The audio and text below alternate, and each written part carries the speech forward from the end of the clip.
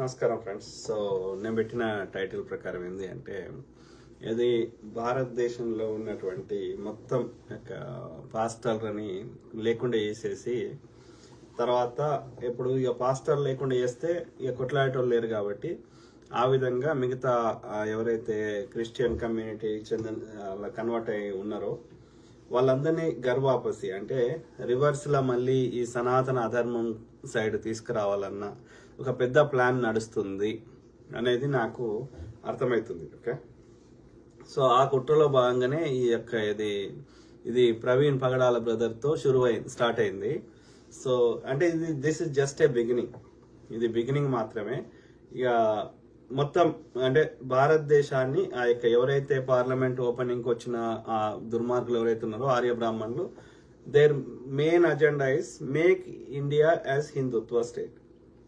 అంటే 80% హిందువులు 84% హిందువులు ఉంటే హిందువులు ఉన్నారు, కానీ వీళ్ళు బ్రాహ్మణులు ఆర్యులు హిందువులు కాదు, కానీ హిందుత్వ నేమ్ పేరు మీద వాళ్ళు హిందువులందరినీ కంట్రోల్లో పెట్టుకొని హిందువులందరినీ దోసుకోవాలని ఆర్యులు ప్రయత్నిస్తున్నారు. అంటే వాళ్ళకి ఈ హిందువులు కావాలి, హిందువులు అనే గొర్రెలు లేకపోతే బలి పశువులు కావాలి ఎవరికి, ఆర్యులకి. ఓకే, హిందువుల మీద బ్రాహ్మణుడు ఆధిపత్యం చేస్తాడు, ఈ హిందువుల దగ్గర సంపద దోసుకుంటాడు, వీళ్ళని అన్ని మొద్దు పని చేయిస్తాడు ఆ యొక్క వర్ణ వ్యవస్థలో. సో కాబట్టి హిందువులు కావాలి వాళ్ళకి, ఇది గొర్రెలు కాగా కసాయిలాగా. ఓకే, సో వాడు మాత్రమే పూజారి అవుతాడు, హిందువు గాడు పూజారి, బ్రాహ్మణుడు మాత్రమే అవుతాడు. సో బ్రాహ్మణ సెక్ట్ ఈజ్ డిఫరెంట్, బ్రాహ్మణులకి హిందువులు కావాలి. ఓకే, ఎందుకంటే వాళ్ళకి గుళ్ళ ఇప్పుడు తిరుపతిలో యొక్క చందాలు ఎవరు వేయాలి? హిందువులు వేయాలి కదా. హిందువులే ఆ సంపదకి ఆధిపత్యం ఎవరిది ఉంటుంది? బ్రాహ్మణులది ఉంటుంది, హిందువులది ఉండదు. మిగతా ఈ క్షత్రియుడు, వైశ్యుడు, శూద్రుడు విందు ఉంటుంది, బ్రాహ్మణుడు ఉంటుంది ఆధిపత్యం. కాబట్టి బ్రాహ్మణ ఆధిపత్యం కోసం వానికి సంపద కావాలంటే ఎట్లయితే భారతదేశంలో పుట్టిన బుద్ధిజాన్ని ఇలా భారతదేశం లేకుండా చేసేసి 9 Buddhism is nothing but Hinduism. Okay, 9 రకాల ఫేమస్ విశ్వవిద్యాలయాల్ని, అందులో ఉన్న జ్ఞానాన్ని, ఆ గ్రంథాలని అన్ని కాలబెట్టండి ఆర్యుడు. కాలబెట్టి ఆ ఆర్యుని యొక్క చెత్తని వేదాలు, ఉపనిషత్తులు, ఈ యొక్క యజ్ఞాలు, యాగాలు చెత్త తీసుకొని వచ్చాడు. 9 నెలలు కాలినాయి యొక్క నలంద విశ్వవిద్యాలయంలో. ఓకే, ఈ పుస్తకాలు. ఓకే, అంటే దాన్ని బట్టి అర్థం చేసుకోండి. బుద్ధిజాన్ని, భారతదేశంలో పుట్టిన బుద్ధిజం ఇలా భారతదేశం చుట్టుపక్కల ఏషియా కంట్రీస్ అన్నిట్లో పరిడవిల్లుతుంది, ఇంక్లూడింగ్ చైనాతో సహా. కానీ భారతదేశం లేకుండా చేసిండు. ఎవడు చేసిండు? ఈ ఆర్యుడు చేసిండు, ఆర్య బ్రాహ్మణుడు లేదా మనువాది. సేమ్ థింగ్ విత్ ఇక్కడ ఇప్పుడు ఈ ఇస్లాంని, క్రిస్టియానిటీని లేకుండా చేసే ప్రయత్నం చేస్తున్నారు. ఎందుకంటే ఒరిజినల్ ఆ యొక్క ఇస్లాం దేశాలకు చెందిన ముస్లింలు కానీ, అక్కడ టర్కీ వాళ్ళు కానీ, లేకపోతే ఆ పర్షియా వాళ్ళు కానీ, లేకపోతే ఆ మెసోపటోమియా వాళ్ళు కానీ, లేకపోతే ఈ ఒరిజినల్ క్రిస్టియన్స్ కానీ భారతదేశం లేరు. బ్రిటిష్ వాడు వెళ్ళిపోయారు. కాబట్టి ఇక్కడ ఉన్న వాళ్ళు, భారతదేశంలో ఉన్న వాళ్ళు యొక్క బ్రాహ్మణుడు పెట్టే యొక్క ఈ చిత్రహింసలు, ఈ వివక్షను, అంటరానితనాన్ని చూడలేక కన్వర్ట్ అయిన వాళ్ళు కొంతమంది పైసలే అలా విదేశీ ఏదైనా ఫండ్స్ వస్తాయేమో అని ఆశతోటి కన్వర్ట్ అయిన కొద్దిమంది, లేకపోతే దేవుడు అంటే నచ్చి దేవుడి ఆ ప్రార్థన చేయడం వల్ల వాళ్ళ రోగాలు తగ్గో, వాళ్ళ ఆరోగ్యాలు బాగుపడో, వాళ్ళ ఆర్థిక స్థితి బాగుపడో, అట్లా ఆ కొద్దిగా నమ్మకంతో పోయిన వాళ్ళు కూడా ఉన్నారు. రకరకాల కారణాలు ఉన్నాయి ఇది క్రిస్టియానిటీలోకి పోవడానికి, ఇస్లాంలోకి పోవడానికి. అన్నిటికంటే ముఖ్యమైనది ఈ బ్రాహ్మణుడు పెట్టిన వివక్షను తట్టుకోలేక మాక్సిమం కన్వర్ట్ అయిన వాళ్ళు ఎక్కువ మంది భారతదేశంలో దళితుల పర్సెంటేజ్ ఎక్కువ ఉంటుంది, ఒక మోర్ దాన్ 60 to 70% ఈజీగా ఉంటుంది. ఓకే, సో వీళ్ళందరూ ఒకప్పుడు హిందువులే కాబట్టి వీళ్ళని మళ్ళీ ఘర్వాపసి కింద హిందువులుగా తీసుకురావాలి. ఎందుకంటే మాకు ఓటుగా పనికొస్తారు, మాకు ఫండ్స్ ఇవ్వడానికి పనికొస్తారు, మాకు డొనేషన్స్ పనికొస్తారు, మా బ్రాహ్మణుల ఆధిపత్యానికి వీళ్ళు ఈ బలి పశువులు కావాలి. అది వాళ్ళ బిగ్గర్ అజెండా. సో ఆ క్రమంలో they are on mission to eradicate any other religion in India. They just want to make it India like a Afghanistan and Pakistan. అంతవరకు ఈ దుర్మార్గులు వదిలిపెట్టరు. దేశ సంపద, తెలివి, చదువు అన్ని బ్రాహ్మణుల చేతిలోనే ఉండాలి. మిగతా వాళ్ళందరూ వెనకటి నుంచి మూతికి ఒక ముంత, మొడ్డికి ఒక చీపురు కట్టుకొని ఉండాలి. సాకలోడు సాకలు పని చేయాలి, మంగళోడు మంగళ పని చేయాలి. ఇది వాని మన ధర్మశాస్త్రం. This is their constitution. మాదిగైన ఇంకో పని చేయాలి, మంగళైన ఇంకో పని చేయాలి, వాడు మాత్రం కూర్చుండి అందరినీ కంట్రోల్ చేయాలి. ఇది వాని రాజ్యాంగం. అఫీషియల్ గా నువ్వు ఎవరినవో, ఏ గుళ్ళకో, ఏ మంత్రం దిగి గిదే ఉంటుంది అలా. ఓకే, ఏ శాస్త్రం దిగి ఇదే ఉంటుంది. ఓకే, అఫీషియల్ గా రీసెంట్ గా అస్సాం ముఖ్యమంత్రి అయిన అస్సాంలో బీసీని ముఖ్యమంత్రి చేస్తానని గెలిస్తే రాజస్థాన్లో చేస్తా అన్నాడు. 2 చోట్ల బ్రాహ్మణ్ణి చేశాడు. ఆ అస్సాం చెందిన హేమంత్ బిశ్వ శర్మ అనే బ్రాహ్మణుడు ఇదే మాట చెప్తాడు. బ్రహ్మ ముక్కులకెళ్ళి వచ్చిన మాకు మీరు సేవ చేయడానికి మిమ్మల్ని పుట్టించండు బ్రహ్మ, మీరు ఆ యొక్క కింది భాగాల నుంచి వచ్చిన వాళ్ళు మాకు సేవ చేయాలని చెప్తాడు. So this is their bigger agenda. What I'm trying to say is make India has Hindutva 100%. 84% ఉంటే హిందుత్వ కాదంట. ఓకే, 100% హిందుత్వ అంటే ఏం చేయాలి? 2 చేయాలి. ఒకటి, ఈ యొక్క క్రిస్టియానిటీలో ఇస్లాంలో ఉన్నది కన్వర్ట్ చేయాలి. వాడు కన్వర్ట్ కావడానికి సిద్ధంగా లేకపోతే పారిపో దేశం విడిచి, ఏది ఇస్లాం కంట్రీకో క్రిస్టియన్ కంట్రీకో. లేదు అంటే మేము చంపేస్తాం, సావు. సింపుల్. సో ఇట్లా కాకుండా అడ్డుపడుతుంది ఎవరు? క్రిస్టియానిటీకి వస్తే పాస్టర్లు. ఫస్ట్ పాస్టర్లు రేపేసినాక ఇక కన్వర్ట్ చేసేటోడే ఉన్నాడు కదా, ఇంకా మిగతా వాళ్ళని బెదిరించి రివర్స్ చేయాలి. నేను చూసిన ఒక వీడియో చూసిన, అది ఎక్కడ నాకు కరెక్ట్ తెలియదు, యూపీలో ఎక్కడో చూసిన, యూపీ బీజేపీ పాలిత రాష్ట్రంలోనే. పాపం ఆయన దళితుడు అనుకుంటా. ఆయన ఇంట్లో బైబిల్ ఉంది, ఆయన ఇంట్లోనే మొక్కుతున్నాడు. ఎవ్వరిని ఏమంటలేడు. వాడు పెద్ద పెద్ద ఈ బీజేపీ ఆర్ఎస్ఓడు ఇట్లా ఏమంటారు, ఒక పెద్ద పెద్ద రాడ్ లాంటి తీసుకొని వచ్చి ఆయనను అన్ని వారేయి అని చెప్పి పారేపించి సంపుతామని బెదిరించిండు. మళ్ళీ గిట్ట టచ్ చేసినామంటే అంటే ఒక ఉన్మాదం నడుస్తున్నది, బ్రాహ్మణుల ఉన్మాదం బీజేపీ పాలిత రాష్ట్రాల్లో. ఓకే, ఏపీ కూడా దానికి ఎక్సెప్షన్ కాదు. ఏపీలో అధికారికంగా చూడడానికి టీడీపీ ఉన్నప్పటికీ టీడీపీ ఆడ పరిపాలన లేదు.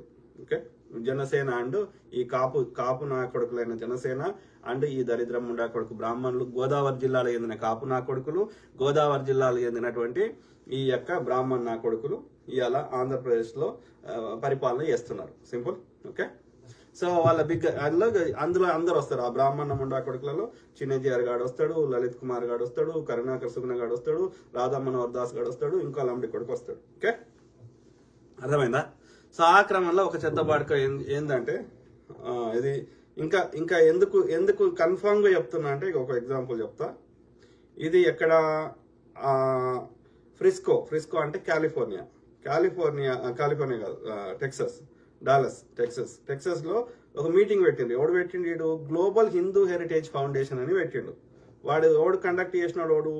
డాక్టర్ ప్రకాష్ రావు వెలగపూడి అనేటోడు ఇది చేసిండు. ఓకే, సో అందులో ఏముంది? వాడికి ఏమంటున్నాడు? వాళ్ళకు ఫండ్స్ అడుగుతున్నాడు. ఏది మాకు డబ్బులు కావాలని అడుగుతున్నాడు. గ్లోబల్ హిందూ ఫౌండేషన్ పెట్టిండు, కానీ హిందుత్వం పేరు మీద ఆడు బ్రాహ్మణిజాన్ని ఇంప్లిమెంట్ చేస్తున్నాడు. హిందుత్వం కాదు. ఓకే, హిందుత్వం ఈజ్ నథింగ్ బట్, నేను చాలాసార్లు క్లారిఫై చేసిన, సనాతన ధర్మ is different, Hindutva is different. Okay, so అయితే ఆ బాడక ఏమంటున్నాడు? వాని అజెండా ఏంటంట? ఎందుకు పైసలు కావాలంట? ఘర్ వాపసి అంటే మళ్ళీ బ్యాక్ కన్వర్ట్ ఈ యొక్క సనాతన అధర్మంలోకి తీసుకురావాలని చెప్తున్నాడు. ఓకే, తర్వాత బాల సంస్కార కేంద్రాలు పెట్టాలి, సండే స్కూల్స్ పెట్టాలి. తర్వాత ఏంది? రినోవేషన్ ఆఫ్ గ్రామ దేవతలను రినోవేట్ చేయాలి, అన్నదానం చేయాలి. తర్వాత కార్తీక పూజకు సంబంధించిన కిట్లు ఇవ్వాలి. అట్లనే చర్చిలని లేకుండా కూలగొట్టాలి. ఓకే, అట్లనే అప్పుడు కరోనా సమయంలో ఈ గోశాలను పెంచాలి. తర్వాత ఆక్సిజన్ కిట్లను ఇవ్వాలి, వెంటిలేటర్స్ ఇవ్వాలి అని ఈ అజెండా కోసం మాకు పైసలు కావాలని అడుగుతున్నాడు. అంటే దే హ్యావ్ బిగ్గర్ అజెండా అనేది నాకు క్లియర్గా అర్థమవుతుంది. ఓకే, ఏది టు భారతదేశంలో ఉన్న మిగతా అన్ని విషయాలు.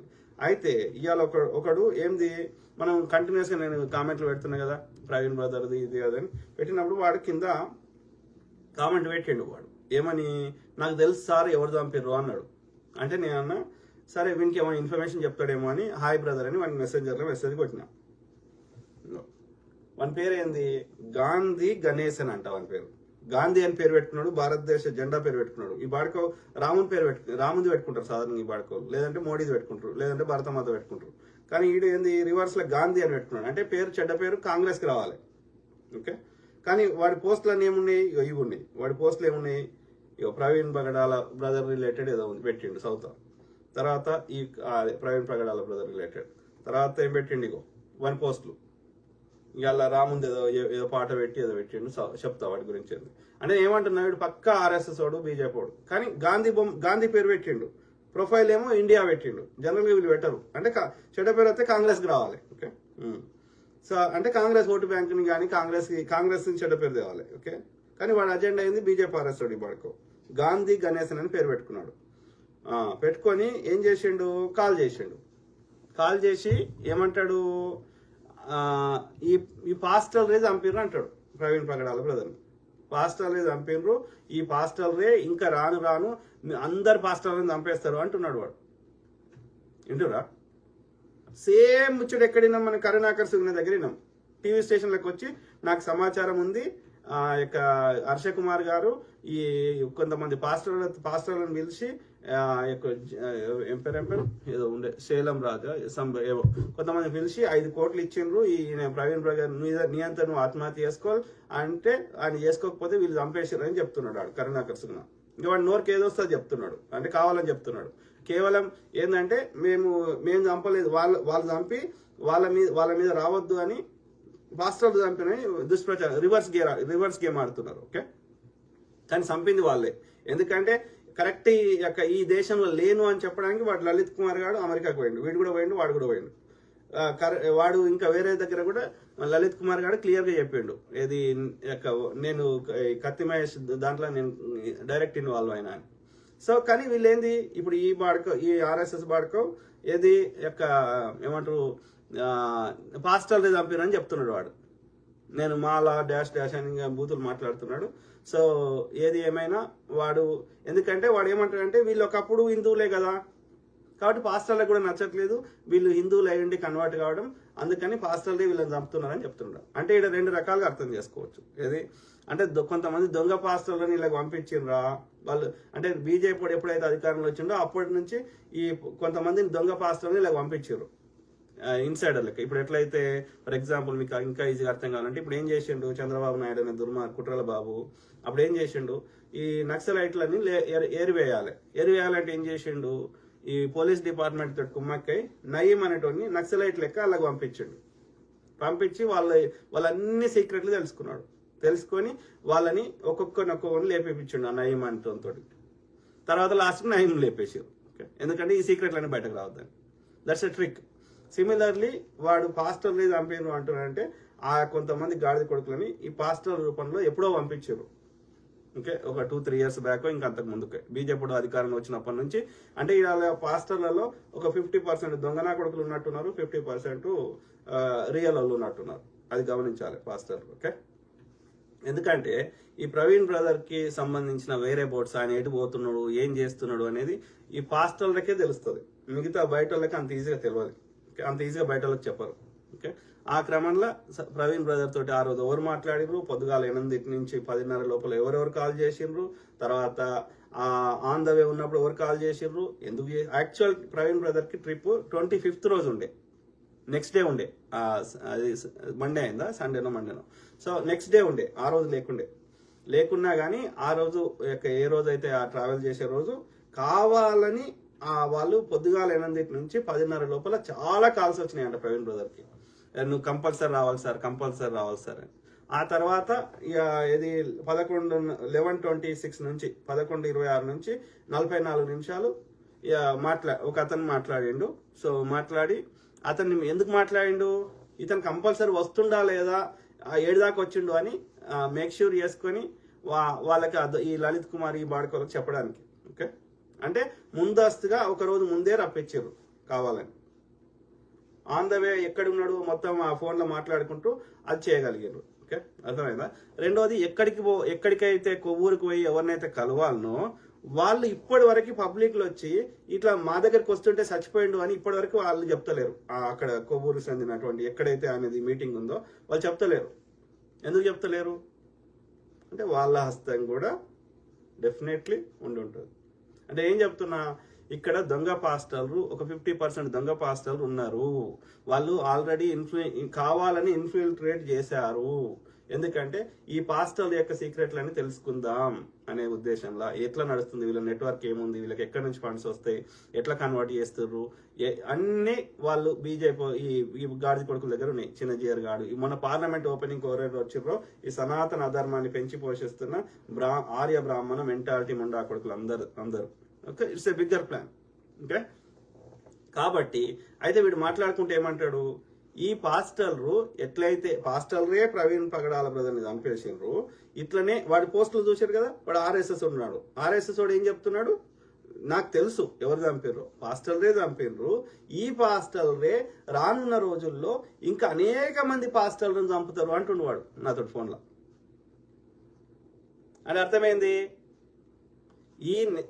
దీన్ని కొంతమంది పాస్టర్లు సహకరించారు, నేను అగ్రి చేస్తా. ఏదో ఊరు అన్నాక ఏదో ఊరు అవతలే గుడిసెలు ఉంటాయి అన్నట్టు ఇది ప్రతి మతంలో చెడ్డ గాడిద కొడుకున్నారు స్వార్థపరులు. ఓకే, వాళ్ళు సహకరించారు, అంగీకరిస్తా. కానీ who are the masterminds, plan ఎవరు వేస్తున్నారు, ఎగ్జిక్యూట్ ఎవరు చేస్తున్నారు అనేది ముఖ్యం మనకి. ఎస్, ఈ గాడిద కొడుకులు అమ్ముడు పోయినరు, వాడిని చిల్లర కావాలి, అమ్ముడు పోయిండు, లేకపోతే వాడే ఇళ్ళకి వచ్చిండు, ఎక్స్ఆర్ఎస్ఎస్ వాళ్ళు ఇళ్ళకి వచ్చిండ్రు పాస్టర్లుగా. ఓకే, సో కాబట్టి they are their people. Okay, వీళ్ళు నిజమైన పాస్టర్లు కాదు, వీళ్ళు పాస్టర్లు అని చెప్పుకుంటారు కానీ వీళ్ళు పాస్టర్లు కాదు. ఓకే, అర్థమైందా? సో కాబట్టి అదొక పెద్ద పథకం ప్రకారం వాళ్ళు చేస్తున్నారు. అయితే వీడు ఏమంటున్నాడు, ఇండైరెక్ట్ గా పాస్టర్లే చంపినరు, ఇంకా అందరు పాస్టర్లను కూడా లేపేస్తారు. ఒకప్పుడు వాళ్ళంతా హిందువులే కాబట్టి మళ్ళీ ఆ హిందువులుగా వాళ్ళు రావాల్సిందే. ఒరిజినల్ గా వేరే దేశం ఎక్కడైతే ఆ దేశాలు పుట్టినాయో వాళ్ళు ఇక్కడ లేరు. ప్లస్ నేను రెండోది ఇంకోటి విన్నా ఏంటంటే, ఈవెన్ ఈ మోడీ వాళ్ళ ఇప్పుడు ఈ ముస్లింస్ ఇంత ఇబ్బంది పెట్టినా ఎందుకు ఇస్లాం కంట్రీస్ రెస్పాండ్ అయితే లేవు? ఈ క్రిస్టియన్ మొన్న మణిపూర్లో ఇంత అయినా ఎందుకు క్రిస్టియన్ కంట్రీస్ రెస్పాండ్ అయితే లేవంటే, వాళ్ళు ఏమని భావిస్తారట అంటే, మేము ఒరిజినల్, వీళ్ళు కల్తీ, కన్వర్టెడ్, వీళ్ళు కల్తీ అని అనుకుంటారంట వాళ్ళు. అరబిక్ కంట్రీస్ వాళ్ళు కానీ అక్కడ ఎవరైతే ఒరిజినల్ క్రిస్టియన్స్ అని, ఒరిజినల్ ముస్లిమ్స్ అని భావించే వాళ్ళు వీళ్ళని కల్తీగా చూస్తారంట భారతదేశంలో ఉన్న ముస్లిమ్స్ కానీ క్రిస్టియన్స్ ని. కాబట్టి వీళ్ళని ఏమైనా పట్టించుకోరంట వాళ్ళు. ఓకే, అది కూడా ఒక కారణం. అది కాకుండా చైనా ఇన్ఫ్లుయెన్స్ ఎక్కువ ఉంది కాబట్టి చైనా తోటి ఈ భారతదేశం వాళ్ళకి అవసరం కాబట్టి వాళ్ళ సహాయ సహకారాలు, వ్యాపార నిమిత్తం అన్నిటికీ వాళ్ళకి సహాయ సహకారాలు ఉండాలి కాబట్టి ఇది భారతదేశాన్ని కూడా శత్రుత్వం చేసుకోకూడదు అన్న అది కూడా వ్యాపార ధోరణి. అది కూడా ఒక కారణం, ఇది కూడా ఒక కారణం. వీళ్ళు ఒరిజినల్ కాదని చెప్పి, కల్తీ అని చెప్పి. ఓకే, ఏది ఏమైనా ఇక్కడ ఏమంటున్నా అంటే, వాడు చెప్పిన దాన్ని బట్టి మనకి ఏమర్థమైంది, ఈ అందరు పాస్టర్లను కూడా పాస్టర్లే చంపారని అబద్ధం చెప్పి ఈ మాస్టర్ ప్లాన్ లో భాగంగా లలిత్ కుమారు, ఈ సినాజియరు, అమిత్ షా, బీజేపీ ఆర్ఎస్ఎస్, బ్రాహ్మణ ముండా కొడుకులు, సనాతన ధర్మ ముండా కొడుకులు, they have a bigger plan to eradicate Islam and Christianity in India. How they eradicated Buddhism అనేది ఇక్కడ మనం గమనించాలి. ఓకే, అర్థమైందా? సో అట్లా వాడు చెప్తున్నాడు, అంటే రివర్స్ గేమ్ ఆడుతున్నాడు. సేమ్ కరుణాకర్ సింగ్ కూడా అన్నాడు. మీరు కావాలంటే చూడండి ఆర్టీవీలో, ఆ టీవీ ఆయన కూడా అడిగిండు, మీకు ఎట్లా తెలుసు ఊహిస్తుర్రా అని. ఏది హర్ష కుమార్ గారికి ఈ పాస్టర్లు 5 కోట్లు ఇచ్చిండ్రు ఆయన చంపేయడానికి, నువ్వే ఆత్మహత్య చేసుకోంటే చేసుకోలేదు, అందుకని వాళ్ళు చంపేసిర్రు అని వాడే చెప్తున్నాడు. అంటే హౌ దే ఆర్, అంటే మొన్నటిదాకా ఏమన్నారు, ఐజీతో సహా వీళ్ళు కరుణాకర్ సింగ్ ఇంకోటి ఏమన్నారు, అది యాక్సిడెంట్, వాడు తాగి తెచ్చిండు అన్నారు. అది కాదు, మనం ఆధారాలతోటి అంత స్పెసిఫిక్ గా మాట్లాడి అన్ని చేస్తే కోర్టులు కూడా ఏది మీరు ఎవిడెన్స్ చూపెట్టే వరకు అర్థమైంది వాళ్ళకి, ఇది హత్య అనేది ప్రజలకు తెలిసిపోయిందిరా అని. ఇప్పుడు ఏమంటున్నారు, ఇది పాస్టర్ చేయించారు అంటున్నారు. మొన్నటిదాకా యాక్సిడెంట్ అయింది, తాగి పడిపోయింది, 3 రకాలు తెచ్చిండు అన్నాక మళ్ళీ మాట ఎందుకు మారుస్తుండు వాడుతున్నాడు? మొన్నటిదాకా ఇప్పుడు డిన్ని డిబేట్లు చేసిండు. వాడు ఏమన్నాడు, యాక్సిడెంట్ రా, ఆడో తాగుపోతున్నారు. ఆడో తాగుపోతు నుంచి ఇలా మళ్ళీ పాస్టర్లు చంపించారు అని ఎందుకు అనాలి? అంటే వీళ్ళు మనం ఎంత మొత్తుకున్నా ప్రజలు అది హత్య అని అది నిర్ధారణకు వచ్చేసిండ్రు. ఎందుకంటే వాస్తవాలు కనిపిస్తున్నాయి. కాబట్టి దీని నుంచి తప్పించుకోవాలి, మన నెత్తి మీదకి రావద్దు అంటే ఏం చేయాలి, పాస్టర్లను బలిపశువుని చేయాలి. అంటే ఇక అర్థమైపోయి, అంటే ఏ ఎండకు ఆ గొడుగు పట్టుకునే ప్రయత్నం చేస్తున్నారు. అంటే ఇక్కడ ఓవరాల్ వాంతో వాంతో మాట్లాడిన దానిలో మనకి ఏమర్థమైంది, ఈ బీజేపీ తోటి ఒకటే సింపుల్, ఒకటి ఇది జస్ట్ బిగినింగ్ మాత్రమే. ప్రవీణ్ పగడాల అనేది ఆరంభం మాత్రమే. ఎందుకంటే ప్రవీణ్ పగడాలకి ఉన్నటువంటి ఆ యొక్క ఒరేటరీ స్కిల్స్, ఆ నాలెడ్జ్, ఆ పుస్తకాలు చదివిన విధానము, ఆయనకున్న అంత పట్టు, ఆయనకు ప్రజలకు చెప్పే విధానము, ఈయన్ని ఇట్లనే బతకనిస్తే అర్థమైందా, మనకు పుట్టగాతులు ఉండయి, మొత్తం భారతదేశానికి క్రిస్టియానిటీ చేస్తాడు అన్న భావన. బుద్ధుని 80 ఏళ్ల వయసులో కూడా విషమించి చంపడానికి కారణం అదే. ఓకే, ఇది బ్రాహ్మణ ఆధిపత్యం పోతుందని అర్థమైందా. ముస్లిమ్స్ వచ్చినప్పుడు కూడా, ముస్లిం పాలకులు వచ్చినప్పుడు కూడా వాళ్ళ బ్రాహ్మణ ఆధిపత్యం పోతుందని భక్తి మూవ్మెంట్ అని స్టార్ట్ చేశారు. ఓకే, సో అట్లనే ఇప్పుడు వాళ్ళకి ఎవరైతే థ్రెట్ అనిపిస్తుంది, వాళ్ళ యొక్క బ్రాహ్మణ ఆధిపత్యానికి పోతుంది అనిపిస్తే వాళ్ళని బుద్ధిస్టులనైతే బుద్ధ మంకులనైతే అదే బౌద్ధ సన్యాసులనైతే వాడు పుష్యమిత్ర శృంగుడు అనే బ్రాహ్మణుడు అశోకుని మునిమనుడు అయినటువంటి బృహద్రథుని కింద పనిచేసేవాడు ఈ పుష్యమిత్ర శృంగుడు అనేవాడు బ్రాహ్మణుడు సైన్యాధ్యక్షుడిగా. సో వాడు ఆ రాజుని చంపేసిండు. అటనే వాని పాలనలో ఒక్కొక్క బౌద్ధ సన్యాసి తల తెచ్చేస్తే ఎన్నో కాసులు ఇస్తా అని చెప్పిండు. అంటే ఎంత కిరాతకంగా చంపినరో అర్థం చేసుకోండి. అంటే వాడి ఆధిపత్యం కోసం, వాడి అధికారం కోసం ఎంత మందినైనా చంపడానికి ఒక్క నిమిషం వెనుకాడినటువంటి ఈ ఆర్యులు, ఇది మూలవాసుల దగ్గర లేదు. అందుకే అంటున్నా హిందువులు వేరు, మూలవాసులు వేరు. అహింస, శాంతి, యోగ, ధ్యానము, ఇవన్నీ శ్రమణ పరంపర, ఇదంతా హిందూయిజము, బుద్ధిజము, జైనిజము, ఇది హిందుత్వం. These West fellows does not belong to India or Hindustan. These came from Arya. Their blood is fighting, సంపడం, బలి ఇయ్యడం, నరబలులు, జంతుబలులు, ఈ యజ్ఞాలు, యాగాలు, గుర్రాలు, ఇదే పని. అశ్వమేధ యాగము, రాజస్వ యాగము, ఇదే పని. దరిద్రం ఉండ కొడుకు. అర్థమైందా? ఇట్లా సంపద వాళ్ళ దగ్గర పెట్టుకుంటా ఈ దరిద్రం ఉన్నది. అయితే ఈ క్రమంలో నేను చెప్తున్నా, వాని గురించి చెప్పిన అంటే మనం గ్రహించాల్సింది ఇంక మిగతా పాస్టర్లకు కూడా థ్రెట్ ఉంది, ప్లస్ ఇందులో దొంగ పాస్టర్లు ఎంతమంది ఉన్నారు అనేది గ్రహించడానికి ప్రయత్నం చేయండి. రెండోది ఏమంటున్నా అంటే సెల్ఫ్ ప్రొటెక్షన్ చేసుకోవాలి. ఇప్పుడు ఏం చేస్తారు, వాడు వచ్చి డైరెక్ట్ కొట్టాడు. ఎవడు చిన్నజీఆర్ కానీ, లలిత్ ప్రసాద్ కానీ, ఇంకోటి కూడా వాడు డైరెక్ట్ వచ్చి వాడు కొట్టాడు. ఎందుకంటే వాడి దొరకొద్దు, వాడి లైఫ్ రిస్క్ ఉండొద్దు. కాబట్టి ఏం చేస్తాడు, ఎవరినో పంపిస్తాడు ఈ చెత్తగాడి కొడుకులను, రైట్? సో పంపించినప్పుడు మనం ఏం చేయాలి, వాడు కొడుతుంటే గన్ అయితే వాడాడు. ఎందుకు వాడంటే ఆ బుల్లెట్ దొరికింది అనుకో శరీరంలో, సో అది ఏమంటారు, ఆడు దొరికిపోతాడు. కాబట్టి కత్తులో, గొడ్డల్లో, లేకపోతే రాడ్లో పట్టుకుని వస్తాడు. మనం ఫస్ట్ కొట్టవద్దు, వాడు ఒక్కటి కొడితే మనం 10 కొట్టాలి. ఇంకా రివర్స్ లో నైట్ లో వస్తాడు వాడు, ఎవడు చూడనప్పుడు వస్తాడు. వచ్చినప్పుడు వాడు ఒక్కటి కొడితే మనం 10 కొట్టినాం అనుకో, మన దెబ్బలకు వాడు చచ్చిండు అనుకో, ఒక్కటి చచ్చిండు అనుకో ఆ సూపారి గ్యాంగ్ వాడు, ఇక మళ్ళీ మన తెరువు ఒకటి రాడు.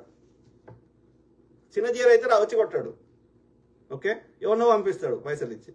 ఆ వచ్చిన వాళ్ళని మళ్ళీ రివర్స్ లో కొట్టినాం అనుకో, అలాగే ఒక్కడో ఇద్దరు చచ్చిండ్రు అనుకో, ఇక మళ్ళీ మన తెరువు రారు, వీళ్ళు ఊరుకోర్రా అని. ఓకే, అర్థమైందా?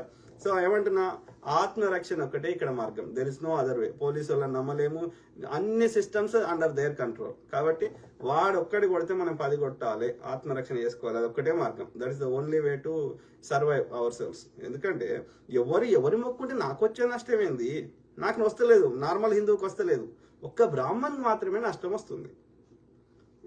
ఎవరైనా అన్య మతాలకు కన్వర్ట్ అయితే నష్టం ఎవరికి వస్తుంది, బ్రాహ్మణులకే వస్తుంది. వాళ్ళకి ఓట్లు పడేయేమో అని బాధ, ఓకే, వాళ్ళ పార్టీకి ఓట్లు పడేయేమో అని బాధ. వానికి అన్నదాన, వానికి ఏమంటారు, యజ్ఞానికి, యాగానికి, జంజం వేసుకోవడానికి, పెళ్లికి, సత్యనారాయణకి పిల్లగాడు కొడితే దేనికి కూడా వానికి రాదు కదా, చందాలు రావు, పైసలు రావు కదా, రైట్? సో కాబట్టి ఇలా గుండీల పైసలు వేయరు కదా. ఇప్పుడు క్రిస్టియన్ వాళ్ళు వచ్చి తిరుపతి గుండీల పైసలు వేయరు కదా.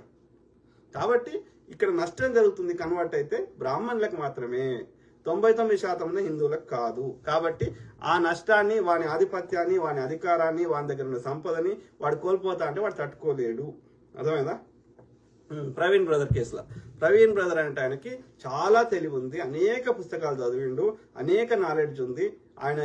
ఆయన చాలా బూతులు లేకుండా సామాన్యులకు అర్థమయ్యే భాషలో అనర్గళంగా ఎంత మందినైనా మెప్పించే విధంగా మాట్లాడే సత్తా ఆయనకు ఉంది. కాబట్టి మనం ఆయన వీడియోలు ఎన్నో షేర్ చేసినాం, చూసినాం. సో కాబట్టి అంత పొటెన్షియల్ ఉంది ఈ వ్యక్తికి. ఈ వ్యక్తి బతికుంటే ఓకే, ఏ రోజైనా మనకు థ్రెట్టే, ఏ రోజైనా మన ఈ సనాతన ధర్మానికి థ్రెట్టే. కాబట్టి ఈయన లేపేయాలని లేపేస్తారు. Same thing with doctor Babasaheb Ambedkar గారు, సేమ్ థింగ్ విత్ బుద్ధుడు. బాబాసాహెబ్ అంబేద్కర్ గారిని ఎందుకు లేపేసిర్రు? కారణం ఏంది అంటే, ఆయన నాకు ఒక ఆర్ఎస్ఎస్ వాడు అన్నాడు, వాడు ఓకే, వాడు ఈ అమిత్ షా ఉన్నాడు కదా, అమిత్ షా పక్కకి వాడు ఉంటాడు, ఆయన పేరు చెప్పిన గతంలో, పేర్లు మర్చిపోతున్నాం. సో ఆయన పేరు ఏదో ఉంది, ఇది ఢిల్లీలో ఉంటాడు, వాని ద్వారా నాకు ఇది లేపేసే ప్రయత్నం చేసిండు వీళ్ళు ఆర్ఎస్ వాళ్ళు. ఎందుకంటే పొద్దుగాలేసి ఇట్లా అన్ని చెప్తున్నాయి కదా పబ్లిక్ కి, ప్రజలను ఎడ్యుకేట్ చేస్తున్నాయి కదా. తెలంగాణలో వాళ్ళ బీజేపీ రావాలని ట్రై చేస్తుంటే నేను అడ్డుపడుతున్నా కదా, కాంగ్రెస్ రావడానికి చాలా సహకరించిన కదా. కాబట్టి ఎవరైతే వాళ్ళకి థ్రెట్ అనిపిస్తుందో వాళ్ళ దోసుకోవడానికి కానీ, వాళ్ళ సిద్ధాంతాలకు కానీ, వాళ్ళ అధికారం కోసం కానీ, దేనికైనా వాళ్ళని లేపేసే ప్రయత్నం చేస్తారు. అందులో భాగంగా అక్కడ కెనడాలో ఒక సిక్ లైన్ లేపేసారు, అమెరికాలో వాళ్ళని లేపేసే ప్రయత్నం చేసారు. అందులో నాకు కూడా ప్రయత్నం అయింది. ఓకే, సో ఆ క్రమంలో ఏది ఆర్ఎస్ అంటే వాళ్ళ ఐడియాలజీ ఏందో ఆలోచించండి. సో ఆ విధంగా డాక్టర్ బాబాసాహెబ్ అంబేద్కర్ గారిని ఎందుకు లేపేసారు, వాడు ఎందుకు వచ్చింది వాడి టాపిక్ అంటే ఆర్ఎస్ ఉంది. వాడు వరంగల్ ఉంటాడు వాడు. సో వాడికి క్లోజ్ ఫ్రెండ్ వాడు అంటే వాడి పేరు నేను మర్చిపోతే. ఓకే, వాడు బ్రాహ్మణుడే, ఢిల్లీ అమిత్ షా పక్కకే ఉంటాడు. సో అమిత్ షా తోటి వీడు అప్రూవల్ తీసుకుంటాడు, ఇది ఎగ్జిక్యూట్ చేస్తే నాకు లీగల్ గా ఏమి నాకు ప్రొటెక్షన్ చేయమని. జిన్నజీఆర్ గదే చేస్తాడు. ఆడికి పోయి ఎందుకు నా రాజకీయ నాయకులు అయితేనేమో సూట్ కేసులలో పైసలు తీసుకొని పోయి ఇచ్చేసి వస్తారు.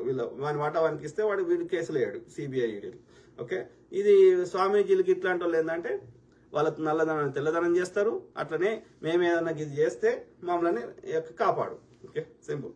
సో అయితే ఆ క్రమంలో వాడు అంటాడు ఆర్ఎస్ వాడు ఏమంటాడు, వాడు నేను ఇప్పుడు ఈవెన్ దశావతారాలు అంటారు కదా, దశావతారాలు ఏంది, ఈ బ్రాహ్మణ ఐడియాలజీని కంప్లీట్ గా తూచా తప్పకుండా పాటించిన వాడు రాముడు.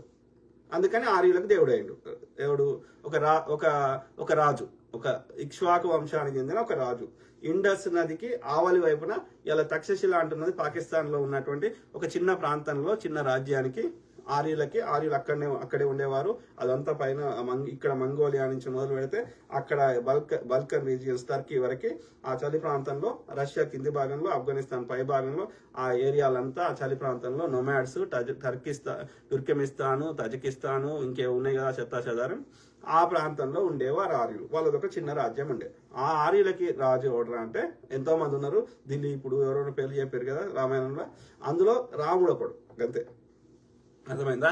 అందులో రాముని యొక్క మునిమానవాడు లవుడో కుషుడో ఉన్నాడు కదా, వాళ్ళకి చెందిన అతని మునిమానవాడే తక్షకుడు. ఆ తక్షకుని పేరు మీద పెట్టిందే తక్షశిల. ఓకే, ఇప్పుడు టాక్సిలా అని అంటారు, రాస్తారు కానీ తక్షశిల అదే విశ్వవిద్యాలయం ఉండే అని చెప్పినాం కదా. సో అయితే ఆ క్రమంలో ఈ యొక్క దశావతారాలు ఎందుకు వచ్చినాయి అంటే, ఎవడైతే ఈ ఆర్యుల యొక్క సిద్ధాంతాన్ని 100% పాటించిన వాడు రాముడయ్యాడు. వీళ్ళకి భిన్నంగా ఎవడైతే బలశాలి ఉండి వీళ్ళకి భిన్నంగా వీళ్ళ యొక్క ఐడియాలజీని వ్యతిరేకించిన వాళ్ళు ఎవరైతే ఉంటారో వాళ్ళు కృష్ణుడు, ఇంకో ఆయన నరసింహుడు, ఎవరు ఉన్నారు కదా. సో అతనితోటి బలశాలి కాబట్టి గెలవలేరు. క్షత్రియుడు గాని, యాదవుడు గాని ఎవరైనా సరే they are more powerful than these Brahmins. These Aryans are very timid. వాళ్ళకి ఏది కుట్రలు చేసుడే తెలుసు కానీ యుద్ధం చేసుడు తెలియదు, యుద్ధ నైపుణ్యాలు లేవు. అంటే అందులో పిరికితనం ఉంది, శివరత్వం వీరత్వం లేదు. వాడి ప్రాణం సేఫ్ కాపాడుకుంటాడు అన్నట్టు, అర్థమైందా? అందుకని వాడు మంత్రి అయినా పని చేస్తాడు, పూజారి అయినా పని చేస్తాడు, సంపద అని చేయలు పెట్టుకుంటాడు, కానీ వాడు యుద్ధం చేయడు. ఓకే, అర్థమైందే. అయితే ఒక బలశాలి అయినటువంటి రాజులు, అది కృష్ణుడు గాని, ఇంకో ఆయన గాని, పరశురాముడు గాని, నరసింహస్వామి అని అంటే అట్లా ఎవరైతే ఉంటారో వాళ్ళని ఎదిరించే శక్తి బ్రాహ్మణులకు లేదు. ప్లస్ ఇప్పుడు వాళ్ళు ఏమైపోతారు, ఇప్పుడు వాళ్ళు కొత్త మతం పుట్టుకొని వస్తుంది, నరసింహ మతము, లేకపోతే పరశురాముని మతము, లేకపోతే ఇంకో మతం వస్తుంది. వచ్చినప్పుడు ఏమవుతుంది, బ్రాహ్మణుల ఆధిపత్యం పోతుంది కదా. ఇప్పుడు జీసస్ వస్తే జీసస్ క్రిస్టియానిటీ వచ్చింది, ఇప్పుడు ప్రాఫిట్ వస్తే ఇస్లాం వచ్చింది, అట్లనే ఈ బుద్ధుడు వస్తే బుద్ధిజం వచ్చింది, రైట్? అట్లనే నరసింహస్వామి వస్తే నరసింహ మతం వస్తుంది, కృష్ణుడు వస్తే కృష్ణ మతం వస్తుంది. అట్లా సపరేట్ అయినప్పుడు ఏమైతుంది, ఈ బ్రాహ్మణుల ఆర్యుల కంట్రోల్లో ఉన్నటువంటి ఈ యొక్క హిందువులు అనేది పర్సంటేజ్ తగ్గిపోతుంది కదా, ఎన్ని కొత్త మతాలు వస్తాయి. అందుకని వాడు ఏం చేస్తాడంటే అప్పుడు వాళ్ళకి ఏం చేస్తాడు, వీని కంట్రోల్లో పోకూడదు కాబట్టి వాళ్ళకి ఏమని పేరు పెడతాడు, ఈయన కూడా విష్ణుమూర్తి అవతారం అంటాడు. అర్థమైంది? బ్రహ్మ విష్ణు వీడు తీసుకొని వచ్చాడు వాని ఆర్యావర్తం నుంచి, ఆర్య దేశం నుంచి. ఓకే, ఇండస్ నదికి అవతల వైపున ఉన్నది. ఓకే, సో అయితే ఎవడైతే వీళ్ళకెళ్ళి వెళ్ళిపోయి కొత్త మతం వచ్చే అవకాశం ఉందనిపోయినా ఆయనకి విష్ణుమూర్తి అవతారం అని పేరు పెడతాడు. అప్పుడు ఇక విష్ణుమూర్తి ఈయన ఒకటే అని చెప్పగానే ఇక వీళ్ళకి వెళ్ళిపోరు అన్నట్టు, వీని ఆధిపత్యం కంట్రోల్లోకి వెళ్ళిపోరు. అయితే వాడేమంటాడు నాతోటి అంటే, బుద్ధుడు కూడా సేమ్ స్టోరీ. బుద్ధుని కూడా ఏది 11వ అవతారం అన్నారు, కానీ బుద్ధిస్టులు అంగీకరించలేదు, ఎవరు అంగీకరించలేదు. అందుకని బుద్ధుడు 10వ అవతారం కాదు, కానీ వాడు అట్లా కూడా ట్రై చేసిండు. సేమ్ థింగ్ విత్ అంబేద్కర్ గారిని, డాక్టర్ బాబాసాహెబ్ అంబేద్కర్ గారిని. ఏమంటాడు, అరే నిన్నే 11వ అవతారం చేస్తాం రా నాయన అంటే కూడా ఇడు వాళ్ళ బుద్ధిజలకు పోయినని తిడుతుంటాడు డాక్టర్ బాబాసాహెబ్ అంబేద్కర్. బాబాసాహెబ్ అంబేద్కర్ గారిని ఎందుకు చంపినరు? అన్ని మతాలలో ఆయన రమ్మని పిలిచిర్రు, ఇన్వైట్ చేసిర్రు. ఏది క్రిస్టియన్ వాళ్ళు పిలిచిర్రు, ఇస్లాంలో పిలిచిర్రు. ఇది ఫస్ట్ అయితే ఆయన ఏ మతంలో పోవడానికి ఇష్టం లేకుండే బాబాసాహెబ్ అంబేద్కర్ గారికి. ఎందుకంటే వాళ్ళ wife, first wife, second wife నేను వైఫ్ లెక్క కన్సిడర్ చేయ. ఓకే, ఆమె బ్రాహ్మణ్, ఆమె పేరు శారదాక్క పేరు. సెకండ్ ఆమె గురించి నేను మాట్లాడతలే. ఆమె వాళ్ళు కలిసి ఉన్నది కూడా 2-3 ఏళ్ళే. సో వాళ్ళు అది డిఫరెంట్ స్టోరీ. ఆయన కూడా రాజ్యాంగ రాష్ట్రంలో బిజీ ఉండే, ఈమె ఇక్కడే ఉంటుండే. వాళ్ళు పెద్ద కలిసి ఉన్నది కూడా పెద్దగా లేదు, ఇది సెకండ్ వైఫ్. సో ఆమె అదొక ట్రాప్ చేసిండ్రు. ఆ సెకండ్ వైఫ్ గురించి నేను మాట్లాడతలే. మొదటి వైఫ్ ఎవరి ద్వారా పిల్లలు కన్నాడో, ఎవరి ద్వారా most of majority of his life ఎవరితో గడిపిండో, ఆమె కొంచెం అప్పుడు రోగాలు వస్తుండే, సరిగ్గా మందులు ట్రీట్మెంట్ ఉండకపోతుండే, వాటర్ కంటామినేటెడ్ అవుతుండే, ఇట్లా రకరకాల ప్లేగు ఇంకేవో వస్తుండే. సో అట్లా చచ్చిపోయేటోళ్ళు చాలా మంది యంగ్ ఏజ్లోనే. సో ఆమెకు ఏదో క్షయమ ఏదో వచ్చింది, అస్తమాకు సంబంధించిన టీబీ ఏదో వచ్చింది, చనిపోయింది. Okay, first wife. Okay, so ఆమె ఫస్ట్ వైఫ్ ఏంటంటే విఠోబా అంటారు మహారాష్ట్రలో. విఠల్ ఇట్లా ఉంటాడు కదా, 2 చేతులు ఇట్లా పక్క పెట్టి, సో ఆ విఠోబా అంటారు కదా. సో ఆ దేవునికి యొక్క అత్యంత భక్తురాలు ఉండే, పూజలు చేసేవారు. ఏదైనా కష్టం వచ్చినా డాక్టర్ బాబాసాహెబ్ అంబేద్కర్ గారు కూడా చేసేవారు. ఆ విధంగా ఆయన శతవిధాల హిందుత్వంలో పుట్టి హిందుత్వంలోనే ఉంటూ ఆయన శతవిధాల హిందుత్వంలోనే వివక్ష పోవాలని ఆయన జీవితాంతం పోరాటం చేశాడు. ఓకే, ఆయన వల్లనే ఇవాళ రాజ్యాంగంలో ఈ రిజర్వేషన్ల కాన్సెప్ట్ వచ్చిందంటే ఆ మహనీయుని వల్లనే. ఓకే, ఇది వాస్తవం, నచ్చినా చెప్పినా అంగీకరించాల్సిన విషయం. అది కాకుండా ఇంకా చాలా వచ్చినాయి, బుద్ధికి సంబంధించిన చాలా రాజ్యాంగాలు ఉన్నాయి, అదంతా తర్వాత ముచ్చట. సో అయితే అంటే ఈ టాపిక్ డైవర్ట్ కావద్దని చెప్తున్నా. సో అయితే ఏంది, డాక్టర్ బాబాసాహెబ్ అంబేద్కర్ గారు కాలారాం టెంపుల్లో దళితులను రానియాలని, అందరు తాగే నీళ్లు చెరువులలో అందరు తాగాలని, ఇట్లా ఆయన శతవిధాల హిందుత్వంలో ఉన్నటువంటి, హిందుత్వం కాదు, హిందువుల మీద రుద్దబడిన ఈ వర్ణ వ్యవస్థని హిందువులు రుద్దుకోలేదు. ఓకే, ఈ బ్రాహ్మణులు రుద్దాడు, ఈ ఆర్యులు రుద్దారు. సో వినకపోతే ఇబ్బంది పెట్టారు. కాబట్టి నేను హిందువులను బ్లేమ్ చేయను. నేను బ్లేమ్ చేసేది ఎవడైతే ఈ మనువాదాన్ని రుద్దే ప్రయత్నం చేసిండో వాళ్ళని, ఆర్య బ్రాహ్మణులు, సింపుల్. ఓకే, బ్రాహ్మణులు అంటే బ్రహ్మముఖులకెళ్ళి వచ్చిన వాళ్ళు. సో ఆ విధంగా ఆయన జీవితాంతం కష్టపడ్డాడు. ఏది ఈ యొక్క వివక్షని హిందుత్వంలో ఉంటూనే ఈ బ్రాహ్మణుల వివక్షకు వ్యతిరేకంగా పోవాలని ఆయన శతవిధాల ప్రయత్నం చేసిండు. హిందూ కోడ్ బిల్లు పెట్టే ప్రయత్నం చేసిండు. అందుకని వ్యతిరేకించింది కూడా ఈ ఆర్యులే, ఆర్య బ్రాహ్మణులే, ఈ మనువాదులే. అట్లనే ఆయన కాలారాం టెంపుల్కి వస్తే రానియంది వీళ్ళే, అందరు తాగే చెరువులలో తాగనియంది వీళ్ళే, వాళ్ళ టిఫిన్ డబ్బులకు అంటరానితనం వస్తుందని జోరతట్టేసి స్కూల్ బయట కూర్చుని పెట్టింది ఈ దుర్మార్గులే. అట్లా ఇది సపరేట్ కుండలు పెట్టింది వీళ్ళే. స్కూళ్ళల్లో కానీ ఆఫీసులలో కానీ ఆయనకు ప్రతి చోట రెంట్ ఇయ్యింది, అన్ని చోట్ల అవమానించింది వీళ్ళే. అంటే నేను చెప్తున్నా ఇక్కడ, డాక్టర్ బాబాసాహెబ్ అంబేద్కర్ గారు తన జీవితాన్ని మొత్తం హిందుత్వంలో ఈ బ్రాహ్మణులు పెట్టిన, మనువాదులు పెట్టిన వివక్షని పోవాలని ఆయన జీవితాంతం పోరాడాడు. అయినా అది మార్పు రాలేదు, రానివ్వలేదు, హిందూ కొడుకులు పాస్ అయిన ఇవ్వలేదు. అందుకని ఆయన తన మంత్రి పదవికి రాజీనామా చేసిండు. స్వతంత్ర భారతదేశ మొదటి న్యాయశాఖ మంత్రిగా ఉండి కూడా పదవికి. ఓకే, ఎందుకంటే ఆయన హీ రియలైజ్డ్ ఈ మూర్ఖులతో ఎంత కొట్లాడినా వృధా ఉంది. ప్లస్ నెహ్రూ గారు కూడా నేను ఆయన ప్రయత్నం చేశాడు బిల్లు పెడదామని.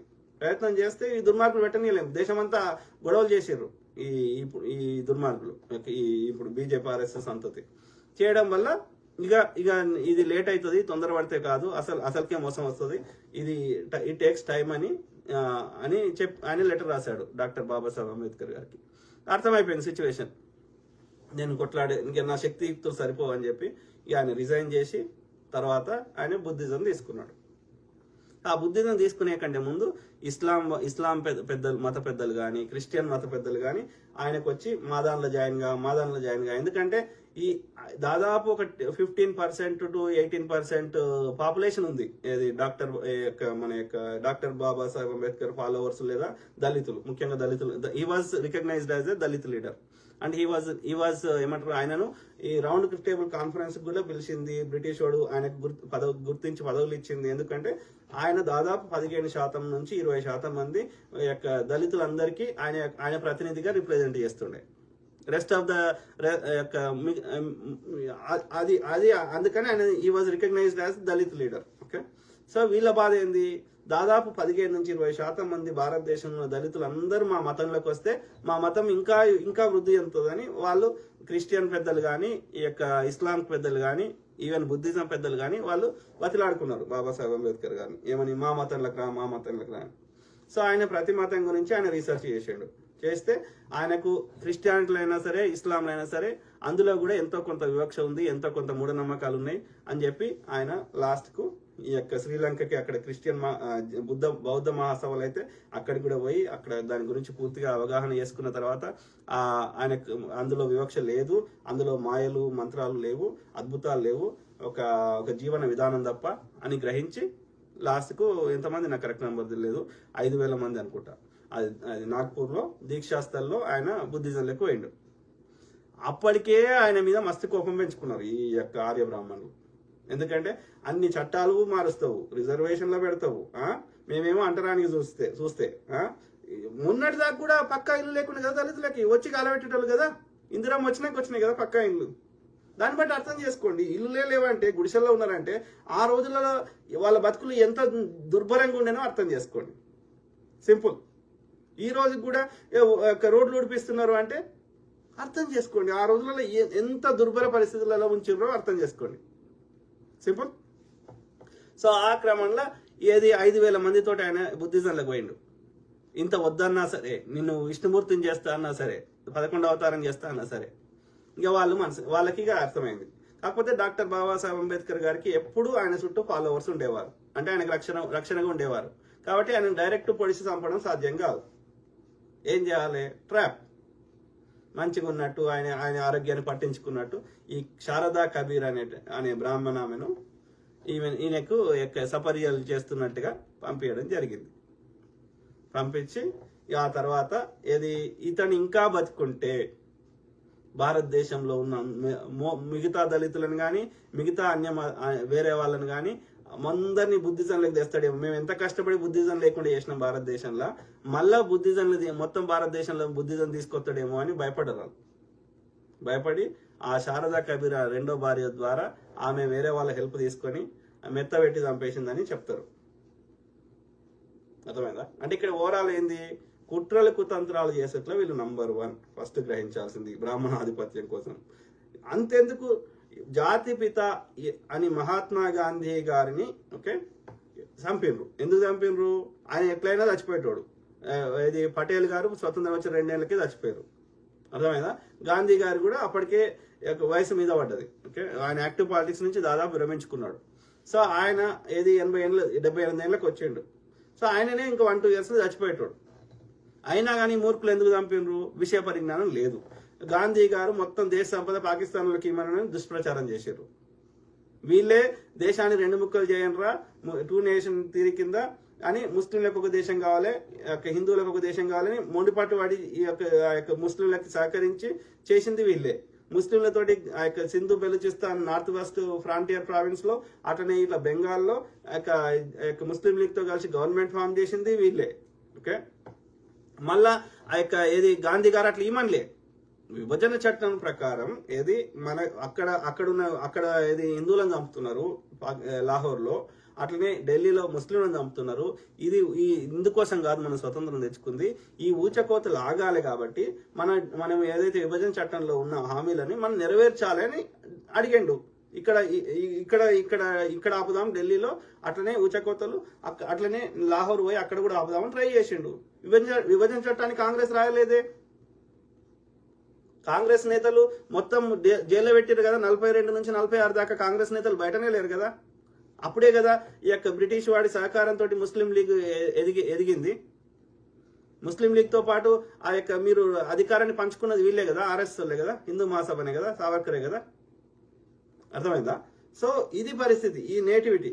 అట్లాంటి మహనీయుడిని దేశం కోసం తన జీవితాన్ని 30 ఏళ్ళు కష్టపడి స్వతంత్ర పోరాటం చేసిన మహనీయుడిని ఓకే ఇప్పటికి బురద తాగుతారు, ఇప్పటికీ ఆయనకు గన్ను మేక రక్తం పెట్టి గన్ను పెట్టి కాలుస్తారు. ఓకే ఆయన ఎవరిని అనలేదు, అహింసా మార్గంలో ఆయన తన వంతు ప్రయత్నం చేసిండు, తన జీవితాన్ని అర్పించిండు. ఓ పిల్లల్ని పట్టించుకోలేదు, పిల్లల్ని చదివించలేదు, అయినా సరే ఆయన మీద ఇప్పటికీ బురద తాగుతారు. అట్లాంటి మహనీయుని ఈ దుర్మార్గులు ఒక్క గుడ్ రీజన్ లేకుండా చంపేశారు. ఇక అది గాంధీని చంపిన స్టోరీ మనకు చాలాసార్లు విన్నాం కదా, అది నేను అందులో లోపలికి పోతలేను. సో మొత్తం ఎవరు ఆ 6 అందరు బ్రాహ్మిన్సే, చిత్ప్లవన్ బ్రాహ్మణులు, ఆర్య బ్రాహ్మణులు, ఈ నాగ్పూర్ గ్యాంగ్, ఓకే చెడ్డి గ్యాంగ్ చంపి సుంతి చేసుకున్నాడు వాడు చంపినోడు. అది ఫస్ట్ అటెంప్ట్ కాదు, అంతకుముందు 2-3 సార్లు అటెంప్ట్ అయింది గాంధీ గారిని చంపడానికి. సో ఆ థర్డ్ అటెంప్ట్ లో అతను చంపిన తర్వాత సుంతి చేయించుకొని టోపీ పెట్టుకొని వచ్చి వాడు చంపి ఏదో ముస్లిం పేరు చెప్పి అట్లా ముస్లింలు చంపిన ప్రచారం చేసి ఆ విధంగా వీధులలో స్వీట్లు పంచుకున్నారు మహాత్మా జాతిపితను చంపి. అంటే ఎంత ఇవాళ ఏం ప్రచారం చేస్తారు, కరెన్సీ నోట్ల మీద గాంధీ గారి బొమ్మ తీసేసి ఆవు బొమ్మ పెట్టాలంట. అంటే వీళ్ళ క్రూరత్వము ఎక్కడికి పోతున్నదో మనం గమనించాలి. దీస్ ఆర్ ఆల్ వాళ్ళకి ఎంత గలీజ్ పేరు పెట్టినా తప్పు లేదు. తాలిబాన్లు బెటర్ అనిపిస్తుంది నాకు, వీళ్ళు అంతకంటే నీచం ఉండా కొడుకులు, అర్థమైందా? సో అంటే భారతదేశాన్ని వాళ్ళ చేతి ఈ ఆర్యులు మన దేశానికి చెందని వారు, వాళ్ళు భారతదేశంలో ఉన్న మొత్తం ప్రజలని, భారతదేశంలో ఉన్న సంపదని వాళ్ళ చేయిలో పెట్టుకొని మనని ఇబ్బంది పెడుతూనే ఉన్నారు. వాడు చెప్పినట్టు వాడి యొక్క మనధర్మ శాస్త్రాన్ని పాటిస్తే 2 రొట్టెలు లేదా 5 కిలోల దొడ్డు రేషన్ బియ్యం ఇస్తా, ఎందుకంటే మీరు బతకాలే, మీరు బతికితేనే మాకు సేవ చేయగలుగుతారు. కాబట్టి మా సండాసులు ఎత్తగలుగుతారు, మా రోడ్లు ఊడగలుగుతారు, ఊరికి అవతలు ఉండుర్రి, ఓకే మా గడ్డంకి ఎక్కగలుగుతారు, మా బట్టలు ఉతుకోగలుగుతారు. ఎందుకు ఈ లాంటి కొడుకు ఎందుకు బట్టలు ఉతుకాడు? సకలం ఎందుకు ఉతకాలే? బాపాన్ని లంచ కొడుక నువ్వు ఉతుకురా, నువ్వు మగ్గం నెయ్యి, నువ్వు గడ్డంకి బాడుకో, మేమెందుకు చేస్తాను రా బోసిడికే? నువ్వు రథాన్ని గుంజురా, నువ్వు కూర్చొని ముచ్చడి చెప్తావు లంబడి కొడుక. ఆలోచించండి మిత్రులు, ఇట్లా నేను మాట్లాడితే నేను దేశద్రోహిని, నేను కమ్మిని, నేను కాంగిని, నేను గొర్రె బిడ్డని. వాడి ఆధిపత్యాన్ని ప్రశ్నించవద్దు. ఎవడ్రా ఏ లంచ కొడుకు చెప్పిర్రా? డాక్టర్ బాబాసాహెబ్ అంబేద్కర్ గారి ఈ చెత్త పోవాలనే రాసిండు కదా రాజ్యాంగం, అది ఎప్పుడు చింపాలని చూస్తున్నారు మీరు. అరే చిన్నది లంబడి కొడుక నువ్వు రా బట్టలు ఉతుకు, అరే కరుణాకర సిగ్నగా నువ్వు రా రోడ్లు లాంబడి కొడక. ఆలోచించండి మిత్రులారా. సో ఇది పరిస్థితి. అట్లా ఇప్పుడు వీడు చూపెట్టినా కదా ఏం రాసిండి బాడుకో, గాంధీ గణేష్ అంటాడు ఆర్ఎస్ఎస్ బాడుకో. ప్రవీణ్ పగడాల వీడు గజ తాగుపోతంట, చూస్తురా గజ తాగుపోతంట. రూపాయలు 950 పెట్టి ఫుల్ బాటిల్ కొన్నాడు. ఈ బాడుకోకి వచ్చి చెప్పిండా. మధ్యాహ్నం 12:30కి మొత్తం 4 PM 4 గంటల లోపలనే తాగేశాడంట. ఓకే, ఇంత తాగి డ్రైవింగ్ చేయడం మామూలు తాగుబోత వల్ల కాదు, ఏసులాగా వీడు గజ తాగుపోతండి బాబోయ్, ఏసు కూడా తాగుపోతాంట. ఇంకేం చెప్తాం, మామూలు వాళ్ళు కదంట. ఈ లంబడి కొడుకు తాగుడు శాతం కాదు, ఆయనకైతే శాతం అవుతుందంట, ఏసుకు శాతం అవుతుందంట, ఈ ప్రవీణ్ పగడాలకు శాతం అవుతుందంట. అంటే ఎంత విషయం కక్కుతుండ్రు వాడు. మళ్ళీ వాడేమంట అంటే ఎంత గలీజ్న వాడుకున్నారు చూడండి. ప్రవీణ్ పగడాల గాడి మరణ రహస్యం ఇక్కడి నుండే మొదలైందన్నమాట అని వీడియో పెట్టాడు. మరి అదే నిజమైతే అదే వాడు చెప్పిన వర్షనే కరెక్ట్ అనుకుంటే ఈ పోలీస్ బాడుకో మరి తాగినాడితే అరెస్ట్ చేయాలి కదా, డ్రంక్ అండ్ డ్రైవ్ కింద ఉఫ్ అని ఊది అరెస్ట్ చేస్తారు కదా. అంటే వాడి ఇన్ని సీసీటీవీ ఫుటేజ్లు ఎందుకు పెట్టినాం? పోలీసు వాడు ఇన్ని సీసీటీవీ ఫుటేజ్లు రిలీజ్ చేసిండు కదా, ఎందుకు పెట్టినాం అవి? ఎవడన్నా ట్రాఫిక్ రూల్స్ పాటించకపోతే, ఓకే ఈ డ్రైవింగ్ రూల్స్ పాటించకపోతే వాళ్ళ మీద చర్యలు తీసుకోవడానికి కదా. మరి తాగి 350 కిలోమీటర్లు అన్ని సీసీటీవీ ఫుటేజ్లు కనిపిస్తుంటే తాగి ఇట్లా నడుపుతుంటే ఎందుకు ఆపలే ఈ బాడుకోలు? డ్రంక్ అండ్ డ్రైవ్ కింద ఎందుకు అరెస్ట్ చేయలే? ఆలోచించండి, కామన్ సెన్స్. వాడు చెప్తున్న మాటకి వ్యాలిడిటీ లేదని చెప్తున్నా. ఓకే అర్థమైనా మిత్రులారా? ఇక చూడు మళ్ళీ ఏం పెట్టిండు, ఫేస్బుక్ క్రైస్తవ ప్రజల మనస్తత్వం పార్ట్ 2 అని రాముంది ఏదో అలా పెట్టిండు వీడియో. ఓకే నేను ఓన్లీ స్క్రీన్ షాట్ తీసుకున్నా. ఏదో చెత్త చెప్తున్నాడు, నా యూట్యూబ్ ఛానల్ సబ్స్క్రైబ్ చేయండి అని చెప్పి ఇగో అలా ఏదో చెత్త పెట్టిండు. తర్వాత ఏం పెట్టిండు, ఫేస్బుక్ క్రైస్తవులకు కౌంటర్ వీడియో. అంటే అంటే ఇక్కడ ఎంత వాళ్ళ బిగ్గర్ అజెండా ఉంది, బిగ్గర్ ప్లాన్ ఉంది అనేది మనం ఇక్కడ ఓవరాల్ గమనించమని నేను కోరుతున్నా. ఓకే సో వీడు ఎవడైతే ఈ దొంగ బాడుకోలు మాట్లాడిందో ఎవరైతే ఉన్నారో సేమ్ కరుణాకర్ సింగ్ అదే మాట్లాడతాడు. ఇప్పుడు ఎవడైతే ఒక దొంగ పాస్టర్ గాడు ఏమంటాడు, నేను ప్రవీణ్ బ్రదర్కి అత్యంత సన్నిహితుని అంటాడు. ఏమంటాడు ఆ వాడుకో, ప్రవీణ్ బ్రదర్ పచ్చి తాగిపోతా అంటాడు వాడు, ఆ దొంగ పాస్టర్ గాడు. ఓకే, ఎందుకు ఈ బాడుకోలు ఎందుకు చిల్లరకి అమ్ముడు పోతురు, లేదా వీళ్ళు ఆర్ఎస్ఎస్ వాళ్ళే ఇంట్లో దొంగ పాస్టర్లకి ఇళ్ళకి వచ్చారు. ఓకే, సో ఆ విధంగా వాడు అట్లా చెప్తాడు. ఇంకా వాడు ఇంకేం చెప్తాడు, ప్రవీణ్ బ్రదర్కి వాళ్ళ వైఫ్కి ముందు రోజు అంట గొడవైందంట. వాడి వర్షన్ క్రియేట్ చేశాడు చూడు. మళ్ళీ ఫేస్బుక్లో ఏం పెడతాడు, ప్రవీణ్ బ్రదర్ దేవుడు అని పెడతాడు వాడు. నా అత్యంత క్లోజ్ ఫ్రెండ్, నాతో గంటలు మాట్లాడినా అంటాడు. తెలిసిన వాళ్ళకి ఏం చెప్తాడు, ప్రైవేట్గా ఇడు తాగిపోతూ ఇళ్ళ తాగిండు, మూసినది ఒడ్డుకు కూర్చొని తాగిండు, జెసికా సిస్టర్ తోటి కొట్లాడిండు, అందుకని వాళ్ళు మాట్లాడుకోలేదు. ఇవన్నీ వీనికెట్లా తెలుస్తాయి అంటే వాని ఆస్తం వాళ్ళ ఆస్తం కూడా ఉన్నది, ఈ దొంగ పాస్టర్ల ఆస్తం కూడా ఉన్నది. సింపుల్. ఇప్పటి వరకు ఎవడైతే ఇన్వైట్ చేసిండో 25th రోజు ఉన్న ప్రోగ్రామ్ 24th మార్చి ఆయనను అన్నిసార్లు కాల్ చేసి, మరి అక్కడికి వచ్చే వ్యక్తి మార్గ మధ్యలో చనిపోతే కనీసం మా దగ్గరకు వస్తుంటే చనిపోయిండు అని పబ్లిక్ లో చెప్పలేనటువంటి, అంటే ఈ పాస్టర్లు కుమ్మక్కయినరు. ఎందుకయినరు, వీళ్ళకి చిల్లరిచ్చిండ్రా, వీళ్ళని భయపట్టించిండ్రా, లేకపోతే ప్రవీణ్ బ్రదర్ అన్ని మతాల వారిని బెదిరించిండు కాబట్టి వీళ్ళ యొక్క లోపాలను కూడా ఈ దొంగ పాస్టర్లను కూడా ఎత్తి చూపెడితే వీళ్ళు కూడా వాళ్ళతో చేతులు కలిపినరా అనేక అది అర్థం చేసుకోండి. ఓకే, సాధ్యం మిత్రులారా. సో కాబట్టి నేను ఏం చెప్తున్నా, ఫస్ట్ ఆఫ్ ఆల్ దొంగ పాస్టర్ రోడ్ ఉంటే వాడిని అలాగే వాళ్ళని వెలివేయండి, తీసేయండి. వద్దు, వీళ్ళ వల్ల ఎక్కువ నష్టం జరుగుతుంది. కాబట్టి దొంగ పాస్టర్లను వెలివేయండి. ఈ మొత్తం మీరు ఎవరైతే అసోసియేషన్ ఏర్పడతారో వారు. తర్వాత ఇక మనకు ఏ అధికారి కానీ ఎవరు కానీ మనకు సహకారం చేయరని అర్థమవుతుంది. ఓకే, కాబట్టి ద ఓన్లీ వే ఈస్ ఆత్మరక్షణ చేసుకోండి. సింపుల్. ఓకే, ఇది నేను హార్డ్ కోర్ హిందువుని, అనార్యుని, శూద్రుని, పద్మశాలి బిడ్డను. ఓకే, సో మేము అందరికంటే ఎక్కువ ఈ ఆర్యుల వల్ల, ఈ బ్రాహ్మణుల వల్ల బాగా ఇబ్బంది పడుతుంది మేము హిందువులం. ఓకే, మూలవాసులం, అనార్యులం. ఓకే, మా దేవుళ్ళను ఏ బ్రాహ్మణుడు మొక్కడు. మా ఎల్లమ్మని, మా పోషమ్మని, లేకపోతే మా బాలమ్మని, మా శూద్ర దేవతలని, ఎందుకంటే వాళ్ళు శూద్రులు కాబట్టి మొక్కడు. మా శూద్ర దేవుళ్ళు అయినటువంటి సమ్మక్క సారలమ్మ, ఎందుకంటే వాళ్ళు కోయ బిడ్డల్ని బ్రాహ్మణుడు మొక్కడు. అందుకని చిన్నజీరు ఏమంటాడు, సమ్మక్క సారలమ్మ కూడా దేవతలా అంటాడు, బ్రహ్మ విష్ణువు కూడా దేవతలా అని మేము అంటున్నాం. రాముడు అంటాడు ఒక రాజు, ఆయన ఎక్కడ దేవుడు అని చెప్పలేదు, వాల్మీకి రామాయణంలో రాయలేదు కదా. రాముడు ఎందుకు దేవుడైండు, ఎవరికి దేవుడైండు, ఆర్యులకు దేవుడైండు. ఎందుకు ఆర్యులకు దేవుడైండు, మూలవాసులు ఇక్కడి మేము హిందువులము, మీ బ్రాహ్మణ ఆధిపత్యం వద్దు అని చెప్పి మీతో కొట్లాడినాం. మేము రాక్షసులము, మేము అసురులము, మేము సురాపానం తాగలేదు, మేము డ్రగ్స్ తీసుకోలేదు, మేము అన్ని మా యొక్క సంపదలను, మా వృక్షాలను, మా వన సంపదను, మా యొక్క గిరి సంపదను మేము రక్షించినము, కాబట్టి మేము రాక్షసులము. అర్థమైందా? నీకెందుకు మా రూపాలని నువ్వు కావాలని వికృతంగా చూపెట్టినావు నీ సినిమాల్లో, మాకు మీసాలు పెట్టి ఇది పెట్టి. మేము నల్లగున్నాం, ఎందుకంటే మేము ఎండకుంటాం కాబట్టి నల్లగున్నాం. ఓకే, మా మూలవాసులని యొక్క దుష్టులుగా చూపెడుతున్నావు. అర్థమైందా? సో అయితే ఈ మూలవాసులం ఏం చేసినాం, నువ్వు కుట్రలు చేసి నీ ఆయుధాలు తయారు చేసి, నీ తపస్సు అంటే ఏంది, నువ్వు రీసెర్చ్ చేస్తున్నావు, సైంటిస్ట్ లాగా రీసెర్చ్ చేస్తున్నావు. ఎందుకు చేస్తున్నావు, ఏం చేస్తున్నావు, కొత్త రసాయనాలు కనుక్కుందామని, కొత్త ఆయుధాలు కనుక్కుందామని చేస్తున్నావు.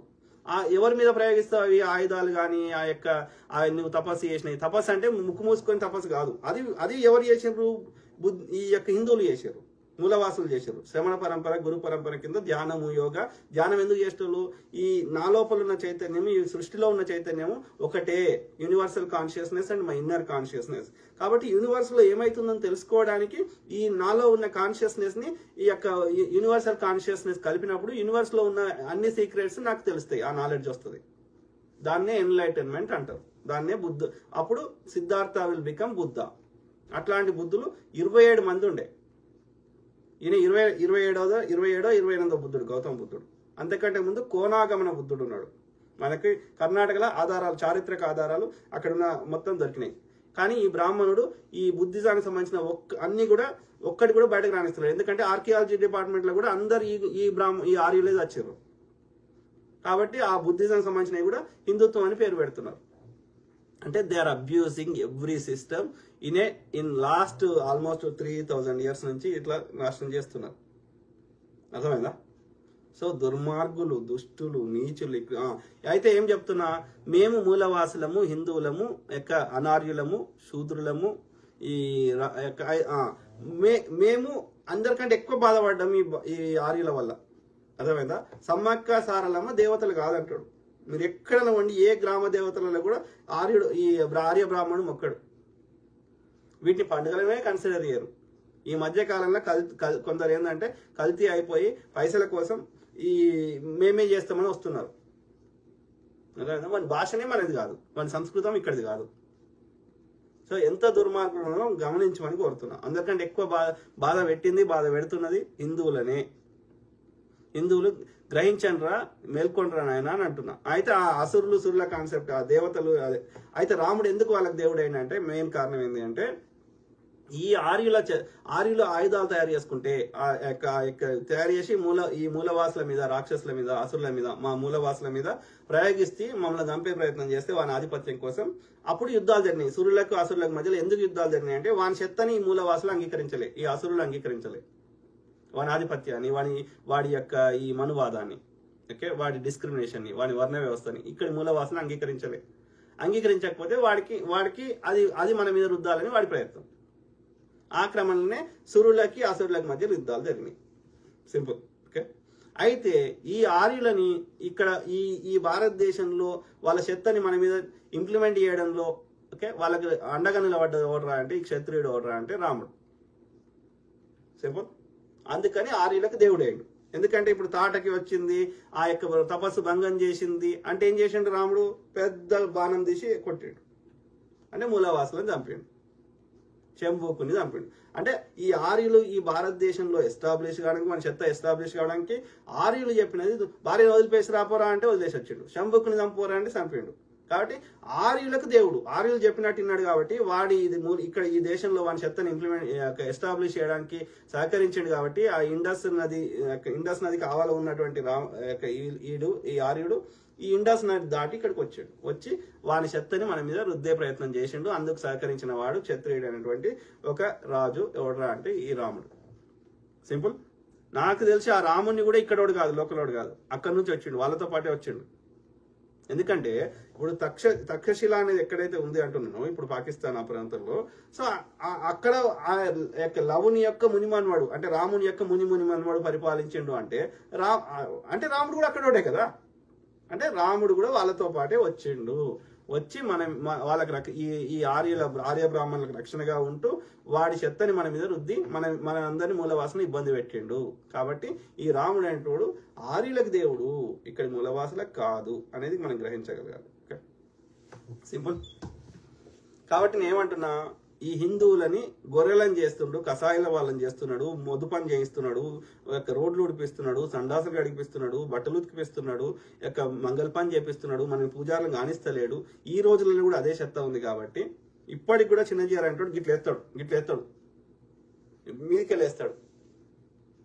అంటే వాడి ఎట్లా పెంచి పోషిస్తుండో అనేది మనం గమనించాలి ఈ వర్ణ వ్యవస్థని. కాబట్టి ఈ హిందువులారా అందరికంటే ఎక్కువ నష్టపోతుంది మనమే. ఇక ముస్లిమ్స్, క్రిస్టియన్స్ వాళ్ళ గురించి స్పెషల్గా చెప్పాలని అవసరం లేదు, అది రోజు కనిపిస్తున్నాయి. కానీ హిందువులకు తెలుస్తలేదు, పాపం మూలవాసులకు తెలుస్తలేదు, అనార్యులకు తెలుస్తలేదు. తరతరాల నుంచి అందరికంటే ఎక్కువ మన ఇబ్బంది పెడుతుంది ఆడేరా నాయన. ఈ ఇస్లాం, క్రిస్టియానిటీ మొన్న వచ్చినాయి భారతదేశంలో, కానీ వేల సంవత్సరాల నుంచి మన ఇబ్బంది పెడుతుంది ఈ ఆర్యుడు. అర్థమైందా? కాబట్టి మేల్కొండిరా నాయన, ఓకే అని నేను రిక్వెస్ట్ చేస్తున్నా. ఎందుకంటే ఈ ఆర్యుల యొక్క చెత్తలోకి హిందువులని సపరేట్ లేకుండా వాళ్ళ చెత్తలో భ్రమల నుంచి తీసేస్తే వానికి ఈ ఆర్యుల పర్సంటేజ్ ఎంత?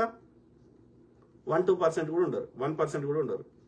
వాళ్ళని కొట్టడం చాలా ఈజీ. కాబట్టి మనం ఎడ్యుకేట్ చేయాల్సింది అందరికంటే ఎక్కువైంది హిందువులను ఎడ్యుకేట్ చేయాలి, మూలవాసన ఎడ్యుకేట్ చేయాలి. ఈ మంగళాయన్ని, ఈ శాలాయన్ని, ఈ సాకలాయన్ని, ఈ గౌన్లాయన్ని, ఈ కంసాలిని, అవసలాయన్ని, ఈ యొక్క వడ్లాయన్ని, ఈ కమ్మరాయన్ని, ఇట్లా రకరకాల చేతి వృత్తుల వారు ఉన్నారు కదా, జంగమోళ్ళని, బుడగ జంగమోళ్ళు, ఆరకటిక వాళ్ళు, వీళ్ళందరినీ ముదిరాజులు, వీళ్ళందరినీ ఎడ్యుకేట్ చేయాలి. ఇంక్లూడింగ్ రెడ్డి, కమ్మ, కాపు అని చెప్తున్న వాళ్ళు కూడా శూద్రులే. చూడండి వర్ణ వ్యవస్థలో ఏది ఫస్ట్ పైన బ్రాహ్మణుడు, తర్వాత వాడు క్షత్రియుడు, తర్వాత వాడు వైశ్యుడు. మరి రెడ్డి ఈ మూడిట్లో ఎలా వస్తాడు చెప్పు నాకు? రెడ్డి అంటే ఆయన బ్రాహ్మణ కాదు, రెడ్డి అంటే ఆయన క్షత్రియుడా కాదు, రెడ్డి అంటే ఆయన ఏది వైశ్యుడా కాదు. సేమ్ థింగ్ విత్ కమ్మ, ఈ మూడిట్లో వెళ్ళాలన్నాడా? వెలమ, ఈ మూడిట్లో వెళ్ళాలన్నాడా? అంటే వాళ్ళు కూడా శూద్రులే, వ్యవసాయం చేసుకుంటారు, అగ్రికల్చర్ లేబర్. అర్థమైందా? సో అంటే కొంతమంది ఏమనుకుంటారు అంటే ఈ భూములు వచ్చినాక భూముల రేట్లు పెరిగి వాళ్ళ దగ్గర పైసలు ఎక్కువ, కొంచెం భూస్వాముల భూముల కింద వ్యవసాయ కూలీలు ఉన్నవారు ఆ యొక్క ఇది కొంత పన్ను ట్యాక్స్ కలెక్షన్ సిస్టమ్ లో వాళ్ళకి దగ్గర ఇప్పుడు భూములు వచ్చి ఏరినాయి. కాబట్టి వాళ్ళు ఇవాళ అగ్రకులం అని ఎవరైనా భ్రమపడితే పొరపాటు. బ్రాహ్మణుడు పెట్టిన వర్ణ వ్యవస్థలో, మనువాద వ్యవస్థలో ఈ రెడ్డి, కమ్మ, కాపు కూడా శూద్రులే, అది గ్రహించాలి. రాజేందర్ రెడ్డి సింగల్సాని, అప్పుడే వద్దాం అనుకున్నా కానీ వేరే ఫోన్ కాల్ వల్ల నేను రాలేకపోయినా. Samuel Davidson, god bless you అన్న, could I know that from which state you are అన్న? I belong to Telangana state brother. Telangana.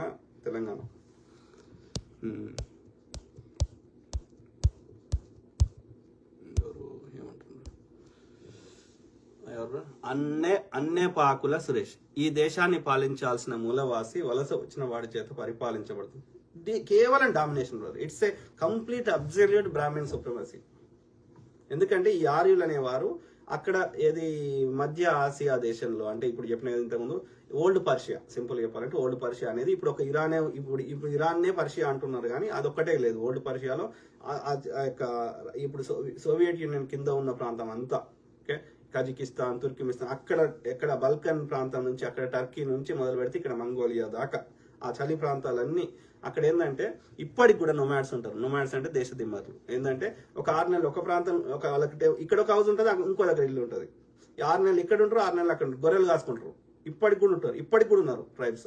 So వాళ్ళకి ఏంటంటే ఈ సీజన్ లో ఇక్కడ గడ్డి దొరుకుతుంది. ఆ గడ్డి అయిపోగానే ఆ మేకలు మేసుడు అయిపోగానే ఇంకో ఏరియాకి పోతారు. గడ్డి ఏడుంటే ఆడిపోతారు. సో అట్లనే వాతావరణంలో కూడా సహకరించదు. ఒక సీజన్ ఒక రకంగా ఉంటుంది, ఇంకో సీజన్ ఎక్స్ట్రీమ్ ఉంటుంది. కాబట్టి వాళ్ళు ఇప్పటికి కూడా దేశ దిమ్మరుగానే ఉంటారు. సో ఆ క్రమంలో ఒక పర్టికులర్ కాలంలో వాళ్ళకి వెదర్ వల్ల వాళ్ళకి అక్కడ వాళ్ళకి కావాల్సిన తిండి దొరకకపోవడం వల్ల ఒక గ్రూప్ ఏమో ఇవాళ జర్మనీ వాడు కూడా హిట్లర్ అంటాడు, ఆర్యులం అని చెప్పి వాడు కూడా చాలా అట్రాసిటీ చేసిండు. సో కొంతమంది ఏమో యూరప్కి పోయారు, కొంతమంది ఏమో ఇప్పుడున్న సిరియాకి పోయారు, కొంతమంది ఏమో ఈ భారతదేశంకి వచ్చారు. ఈ దుర్మార్గులు వచ్చి ఇక్కడ ఉన్నటువంటి మూలవాసులని, ఈ యొక్క ఇండస్ సివిలైజేషన్, ఈ సింధు నాగరికత కింద ఉన్న వాళ్ళని కొంతమంది చంపేసారు. ఇక వీనితో కొట్లాడే శక్తి లేక వాళ్ళు ఏం చేశారు, ఇంకా కిందికి వచ్చారు దక్షిణానికి, ద్రవిడ్ అంటే ఇంకా కిందికి వచ్చారు. అర్థమైందా? సో అంటే ఎందుకంటే అప్పటికే వీళ్ళ దగ్గర గుర్రాలుండే, రథాలుండే, ఇనుప పనిముట్లుండే, చారిత్రక ఆధారాలను బట్టి చెప్తున్నా. ఓకే, సో గుర్రాలుండే, రథాలుండే, ఇవన్నీ రామాయణంలో మహాభారతం ఉంటాయి, మీరు చూడండి. సో వాళ్ళ దగ్గర ఇనుప పనిముట్లుండే, ఇనుము అనే కాన్సెప్ట్ భారతదేశం లేకుండే, గుర్రాలు లేకుండే, ఈ రథాలు లేకుండే, బలి కాన్సెప్ట్ లేకుండే, యజ్ఞాలు లేకుండే, యాగాలు లేకుండే, అగ్నిని మొక్కే సాంప్రదాయం లేకుండే. అగ్నిని ఎందుకు మొక్కుతారు వాళ్ళు? ఎందుకంటే ఆ ప్రకృతి దేవతలను సంతృప్తి పరచాలి. ఇంద్రుడు, వరుణుడు, ఈ ఉన్నాయి కదా వాళ్ళు, ఏదైతే వాళ్ళ ఇవి అంటారు కదా. సో వాళ్ళని తృప్తి పరిస్తే మనకి సకాలంలో వర్షాలు పడతాయి, ప్రకృతి నుంచి ఎలాంటి కలామిటీస్ రావు. ఆ పైన వాళ్ళకి నచ్చినవి పంపించాలంటే ఎట్లా పంపిస్తాం? కాబట్టి ఈ కాలిస్తే ఆ పొగ ద్వారా పైకి పోతుందని వాళ్ళకొక నమ్మకం. Simple. Okay, so correct brother. Annepakula Suresh, ఈ దేశాన్ని పాలించాల్సిన మూలవాసి వలస వచ్చిన వాడి చేత పాలించబడుతున్నాడు. కాబట్టి ఇప్పటికైనా మూలవాసులారా, అనార్యులారా, శూద్రులారా మేల్కోండి. ఓకే, ప్లస్ బ్రాహ్మణుడు పైన ఉండాలంటుంది. కాబట్టి క్షత్రియుడైనా యుద్ధం చేసి ఎవడు చచ్చిపోవాలి? క్షత్రియుడు చచ్చిపోవాలి. వ్యాపారం చేసి ఎవడు నష్టపోవాలి? వైశ్యుడు నష్టం కావాలి. ఇక మొద్దు పని చేసి ఇక అన్ని విధాలు బాధపడాల్సింది ఎవడు? శూద్రుడు. కాబట్టి బ్రాహ్మణుడు తప్ప ఈ మనువాద వ్యవస్థలో మిగతా అందరికీ ఈ బ్రాహ్మణుడికి సేవ చేస్తున్నారు. క్షత్రియుడు కూడా బ్రాహ్మణుడికి సేవ చేస్తున్నాడు, వైశ్యుడు కూడా బ్రాహ్మణుడికి సేవ చేస్తున్నాడు. ఇక శూద్రులు అయితే ఇంకా మొద్దు పని ఇంకా ఎక్కువ చేస్తున్నారు. అంటే ఇప్పుడు క్షత్రుడు చచ్చిపోతాడు యుద్ధం చేస్తే, మరి బ్రాహ్మణుడు చేయొచ్చు యుద్ధం అంటే ఆలోచించండి. He don't want to do anything, he just want to control all the remaining 3 communities. మిగిలిన మూడు వర్ణాలని కంట్రోల్ చేస్తుండు వాడు. గుళ్ళె పూజారి అయితే ముచ్చట చెప్తాడు, రాజు దగ్గర మంత్రి ఉన్న ముచ్చట చెప్తాడు, కత్తి పట్టడు, ఏం చేయడు, ఎవ్రీథింగ్ హీ కంట్రోల్స్. అంటే ఎంత స్వార్థపడో అర్థం చేసుకోండి. అంటే ఏమంటున్నా, ఒక్క శూద్రులే కాదు, వైశ్యులైనా సరే, క్షత్రియులైనా సరే మేల్కొంటారు అయ్యా. ఈ బ్రాహ్మణ వ్యవస్థలో బ్రాహ్మణుడు తప్ప మిగతా ఎవ్వడికి సుఖం లేదు, అది గ్రహించాలి. Okay, Shaik Baba, thank you brother, thank you to all my brothers, sisters, friends, everyone. Okay, the only way we can bring changes through education. Education అంటే పాఠశాలకు పోయి చదువుకుంటేనే చదువు కాదు, యూనివర్సిటీ పోయి చదువుకుంటే చదువు కాదు, ఎక్కడ చదివినా చదివే. ప్రతిరోజు జీవితం మనకి అన్ని మార్గాల ద్వారా నేర్పిస్తుంది. సోషల్ మీడియా కావచ్చు, మనకి ఆఫీసులలో కావచ్చు, వేరే వాళ్ళతో ఇంటరాక్ట్ అయినప్పుడు కావచ్చు, it could be anything, nature, ప్రకృతి కావచ్చు. ఓకే, అయినా ఆ పాఠశాల యూనివర్సిటీలో కానీ ఆ పాఠశాలలో చదివేది ఏంది, ఎవడియో అనుభవాలని వాడు పుస్తకంగా రాస్తాడు, రైట్? ఎందుకంటే ఆయన ఎవరో టెలిస్కోప్ కనిపెడితే మళ్ళీ నేను టెలిస్కోప్ కనిపెట్టాల్సిన అవసరం లేదు. ఆయనకున్న నాలెడ్జ్ని పుస్తకంలో రాసిండు, అది చదువుకొని ఇంకా దానిపైన ఇంకోటి కొత్తది కనిపెట్టాలని కనిపెట్టుకోవచ్చు. కాబట్టి పుస్తకం అనేది వేరే వాళ్ళ యొక్క అనుభవాలని అలా ఒక పుస్తకం రూపంలో రాయడం జరిగింది. అది పాఠశాలకు పోయి చదివినా, ఇంట్లో కూర్చుంటే చదివినా, ఇంకో దగ్గర చదివినా చదువే. ఇవాళ నేను ముచ్చడి చెప్తే, అందులోకి వెళ్ళిన ముచ్చడి చెప్తే అది కూడా చదివే. అర్థమైందా? We all learn. మనం అన్ని మార్గాల నుంచి నేర్చుకుంటూనే ఉంటాం ప్రతిరోజు. ద బిగ్గెస్ట్ టీచర్ ఈజ్ ప్రకృతి. ప్రకృతి ప్రతిరోజు ప్రతి అంశం నేర్పిస్తుంది. ఇప్పుడు అది వచ్చింది చూడు, సునామీ వస్తే ఒక్క పక్షి చావలేదు, ఒక్క జంతువు చావలేదు, మనిషి తప్ప. ఎందుకంటే వాటికి ఆ సెన్స్ ఇచ్చిండు ప్రకృతి. అర్థమైందా? కాబట్టి ప్రకృతి అన్నీ నేర్పిస్తుంది. కొంచెం మనం నేర్చుకోవాలనే ఆ బుద్ధి, ఆ జ్ఞానము, ఆ యొక్క ఇంక్విజిటివ్నెస్, ఆ కుతూహలము ఉంటే we can learn from anybody, anywhere, not only just from the school. Simple. Shaik Babu, thank you brother. ఈ దేశాన్ని correct brother, Annepakula Suresh brother.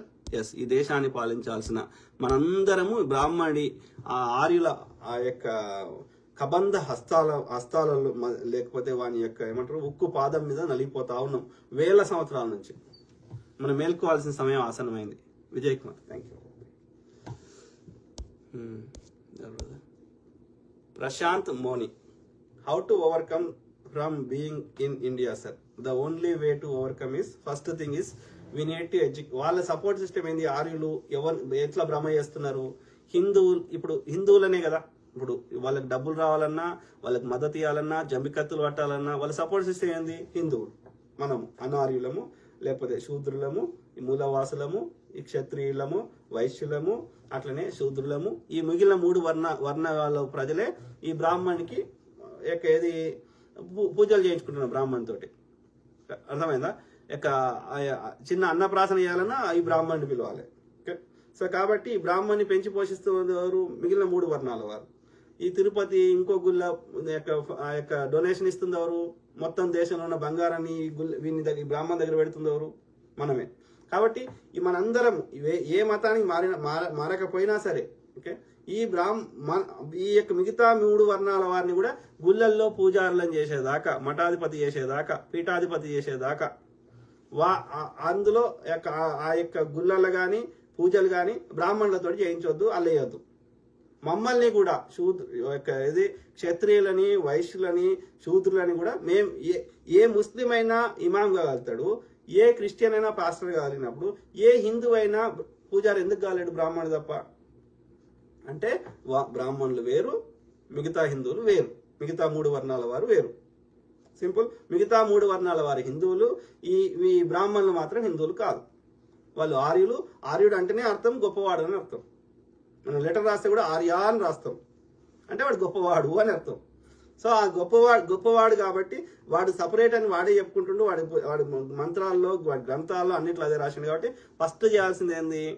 ఈ యొక్క హిందువులు, మూలవాసులు, మనము సమానత్వాన్ని బోధించే పుస్తకాలే పెట్టుకోవాలి. అంటే మన బుద్ధిజం, జైనిజం లాంటివే పాటించాలి. అర్థమైందా?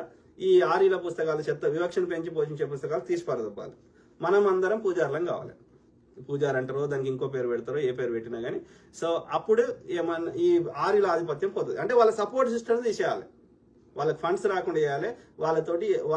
వాళ్ళని ఏ పూజా కార్యక్రమాలకు వాడుకోవద్దు.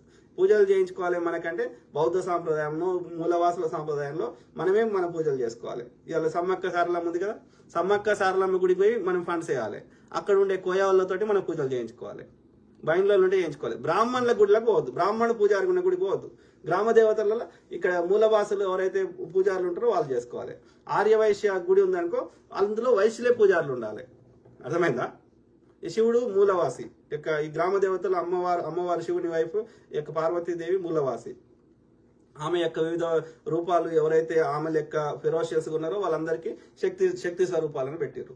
కాబట్టి ఈ మూలవాసుల వాటికే మనం పోవాలి. అందులో యొక్క పూజారులు ఎవరు బ్రాహ్మణులు ఉండకూడదు. ఈ విధంగా చేసినప్పుడు బ్రాహ్మణుడు ఉన్న గుడికి ఎవడు ఒక చందా వేయకపోతే, వాళ్ళ హుండీలో 1 పైసా వేయకపోతే బ్రాహ్మణులు మాత్రమే వేస్తారు. ఎంత వస్తాయి బ్రాహ్మణులు వేస్తే?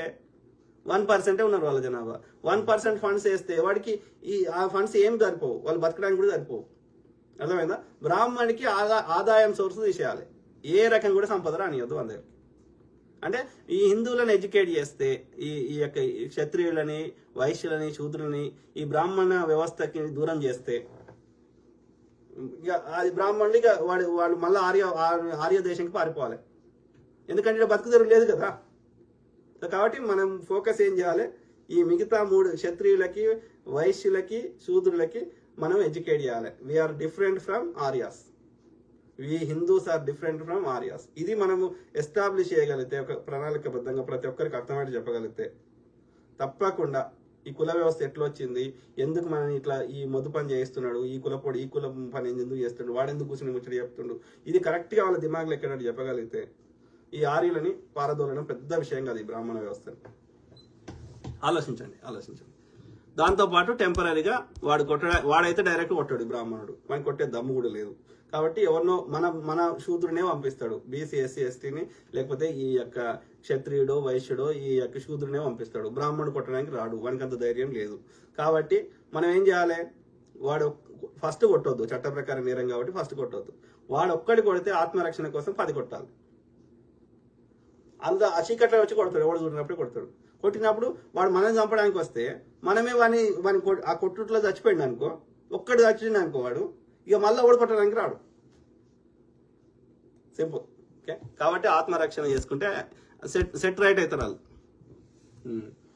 అనిల్ ఆర్ఎస్ ప్రవీణ్ కుమార్ తోని కూడా నక్సలైట్లను సంపించిండు చంద్రబాబు. కరెక్ట్ కదా? చంద్రబాబు అనే దుర్మార్గుడు వాళ్ళతోటి ఫస్ట్ నుంచి బీజేపీ తోటే కుమ్మక్కైండాడు. దోసుకునే మెంటాలిటీ ఉన్నాడు ఎవడైనా ఈ బీజేపీ తోటే కుమ్మక్కైతారు. మీరు రాసి పెట్టుకోండి, ఈ బీజేపీ ఆర్ఎస్ఎస్ తోటి. ఆర్ఎస్ ప్రవీణ్ కుమార్ తోనే నాకు కరెక్ట్. చంద్రబాబు అనేటప్పుడు కుట్రల బాబు అని పేరు, చంద్రబాబు కాదు. 420 అన్నాడు ఆయన, ఎందుకంటే ఏప్రిల్ 20 పుట్టిండంట. కానీ నేనేమంటా అంటే ఆయన పేరు కుట్రల బాబు. అర్థమైందా? కుట్రల బాబు దొంగ నా కొడుకు. Prashant Mouni, hello sir, good morning. So అది మిత్రులారా, కీప్ టాకింగ్, మాట్లాడుతూనే ఉంటా, ప్రతి అంశం మీద అవగాహన చేస్తా. ఎవరు శామ్యూల్ చదివినట్టున్నా ఎవరు చెప్పిన శామ్యూల్, ఇది ఎవరు? Swaroopa Isaac. Rest of the world is moving forward in advanced technology while BJP is dragging India backwards with the caste system and religious conflicts. That's what they want. బ్రాహ్మణ ఆధిపత్యం నడవాలంటే మరి ఎట్లా నడుస్తుంది మీరు చెప్పండి. చిన్నజీఆర్ గారికి టెక్నాలజీ అంటే ఏం ఐడియా ఉంటుంది, ఏ విషయం మీద అవగాహన ఉంటుంది? వాళ్ళ ఆధిపత్యం నడవాలి అంతే. మొన్న పార్లమెంట్ నాకు ఫోటో చూడు, పార్లమెంట్ ఓపెనింగ్ కి ఎవరు వచ్చిర్రు మనం చూద్దాం. ఏది? ఒక్క నిమిషం.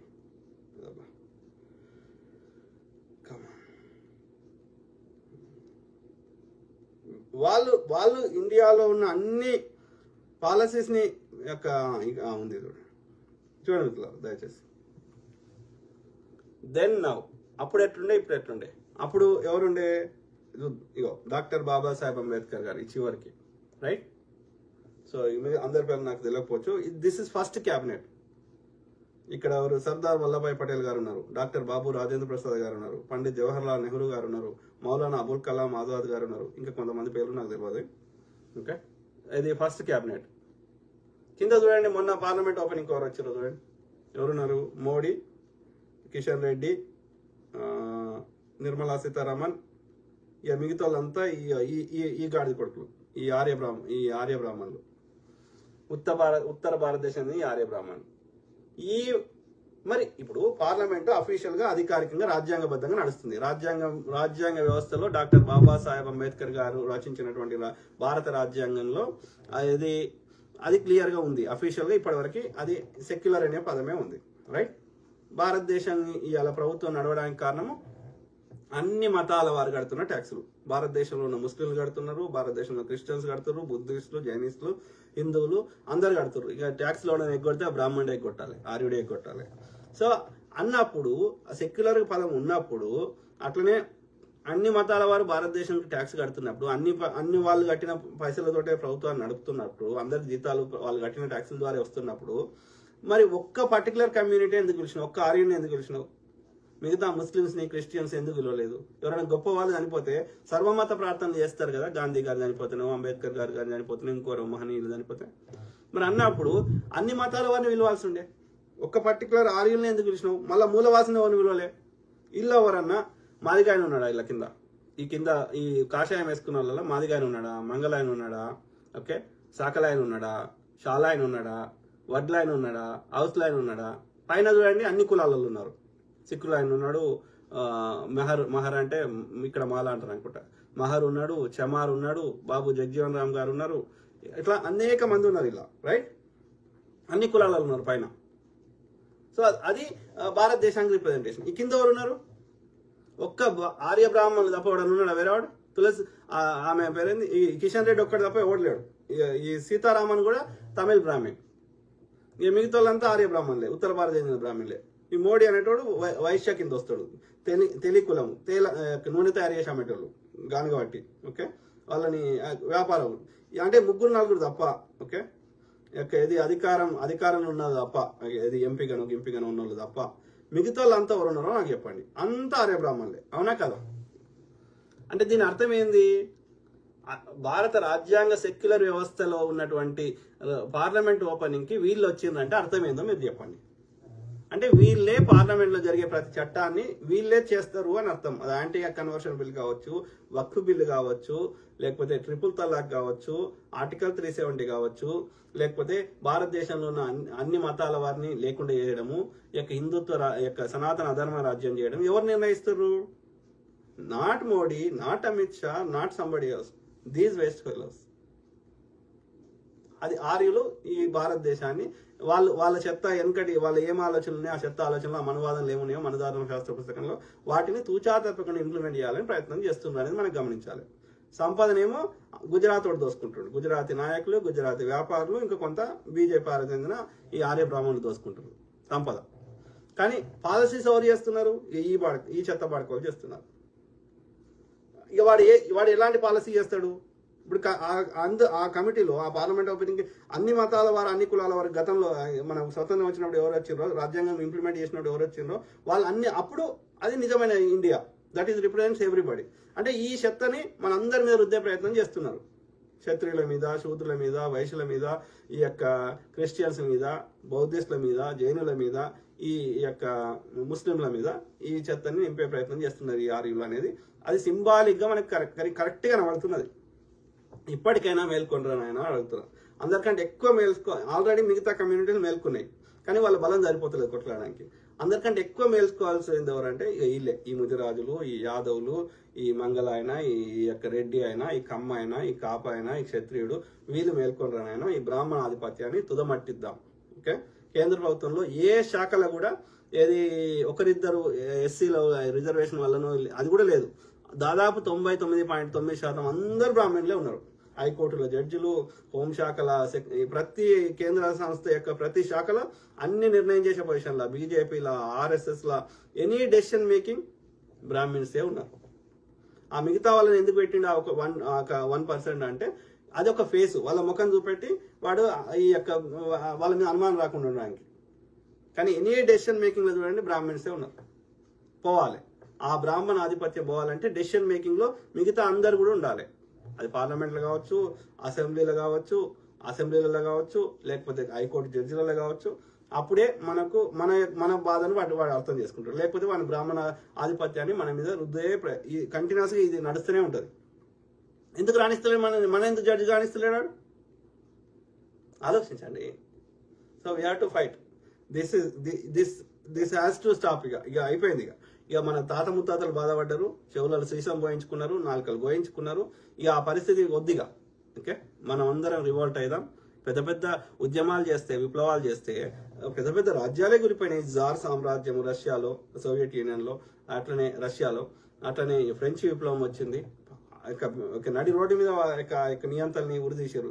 ప్రజలకు ఏమో తినడానికి తిండి లేదు, వాడేమో రాజభోగాలు అనుభవిస్తున్నాడు. మరి ఎన్నాళ్ళు మనం భరిస్తారు? శ్రమ దోపిడీ చేస్తున్నాడు. సో అది అప్పుడు జరిగింది. కానీ వీని కుట్ర నుంచి మన పూర్వీకులు కొట్లాడే శక్తి లేక వాళ్ళు ఆ బాధలు అనుభవించారు. మనం అట్లా కావద్దు. సో మేల్కోవాలని ప్రాధాయపడుతున్నాం. ఓకే, మాట్లాడుతూనే ఉంటా. ఎవరు? Raghava Raghu. Good morning sir. Good morning brother. Okay, I keep talking, మాట్లాడుతూనే ఉంటా.